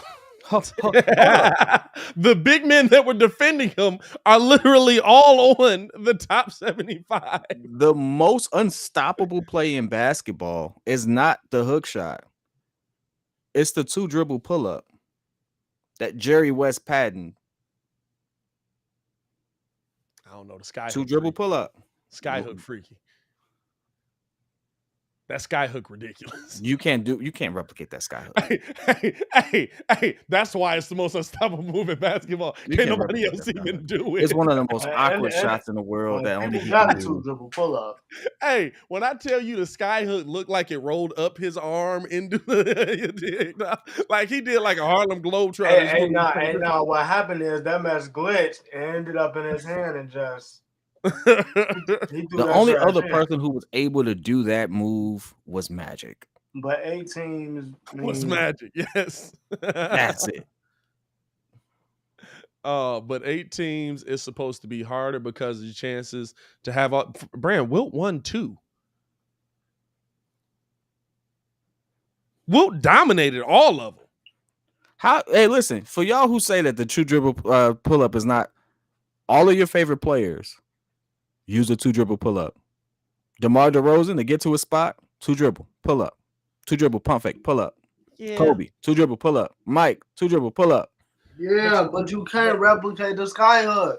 Yeah, but I think we're talking about a move that's been replicated in history, and you've been consistently cooked for 50 years in history. Like 50 years, the 2-dribble pull-up, you've been getting cooked. It is, I'll say this, from a defensive standpoint, it is a weird move to defend because you never expect somebody to just take 2 dribbles when they come at a full. This is the thing. It's not a regular 2-dribble pull-up, right? It's a full, like, hard drive, 2 dribbles, stop. Go straight pull up. Like, your brain is like, he about to blow through. How many guards are remembered from back then compared to big man? Go look up Elgin Baylor. Don't hit log off, dog. Go look up Elgin Baylor. You losing this, dog. Don't hit log off, dog. Hey, I love you, bro. You getting cooked. You getting cooked, dog. Hey, you know what? Hal Greer. It's so many guards from back then that's in the Hall of Fame. I didn't even know that they were guards. Hey, Patrick finna get a call from Pops after this. Hey, no, this the thing. No, Pop's gonna call Brand. Pop's gonna call Brand. Hey, look, this is the thing. It's about it's not about how you remember them. It's about what they actually did. Go look at go look at Jerry West. Go look at Elgin Baylor. Elgin Baylor was putting up 50 consistently in the finals. Elgin Baylor was getting jiggy. He was getting jiggy, like legitimately. Hey, listen. It's okay. He speaks from ignorance. Y'all excuse my brother. He don't. But it's just YouTube. Brand don't know about a Willis Reed. You know what I'm saying? Yeah. Hey, Brand don't know. You know what I mean? Like I can't. What you want me to get? I can't help him. Brand don't think Ben Wallace supposed to be in the Hall of Fame. What I'm supposed to do? Not a 4-time defensive player of the year. Not a 2-time rebounding champ. It's not even that. He was dominating Shaq. He had a great finals. he played the finals of his life. Hey. That he played the finals of his life. Go life. Watch them games, dog. Because I had to watch them because I was like, the logo is a guard. He had 25,000 points without a 3-point line. Brand said, I didn't say there wasn't great guards back then, but they were not on big man level. But Big O was a guard. No, Ben Wallace. Mr. Triple Double before Mr. Triple Double. Man getting baked up in here. He talking about Ben Wallace. Dog, hold on, wait. He said that the guards were not on a big man level. Yes, the heck they were. Hey, Brand. Elgin Baylor averaged 20 rebounds in the finals on Bill Russell. Though. Hey, bro, he need to go back and look at some 30 for 30, Hey, bro. Hey, hey, dog. it's all No good, man. disrespect though, but stop commenting. Stop commenting. It's one of those things where it's we like, do dog. this. We do this. We done get cooked in barbershops over this, so it ain't on YouTube. Yeah, But you nah. getting cooked on YouTube. It's a big Hey, difference. look. We were there at one point. I'm not saying we weren't there, but we also went and did the research. Hey, man, we appreciate y'all for pulling up for another morning. Hey, man, just remember that Robert Ray belongs in the next Hall of week, Fame. Robert Ory should be in the Hall of Fame if Ben Wallace is in there. Just remember next week, it's the wildest take ever. Just remember next week, the show goes from 6 to 9 to 11 to 1. We appreciate y'all for showing love, showing support, pulling up and rocking with us as always, man. I think that we'll all be a little bit more awake on the 11 to 1 tip. I would hope so anyway. We appreciate y'all for showing love, man. As always, it's your boy Pat the Designer back at it again, joined by the pettiest man alive, Mr. P Kid, and of course the man formerly known as Ringo J. Stefan Adon. We'll see y'all tomorrow morning, man. Y'all stay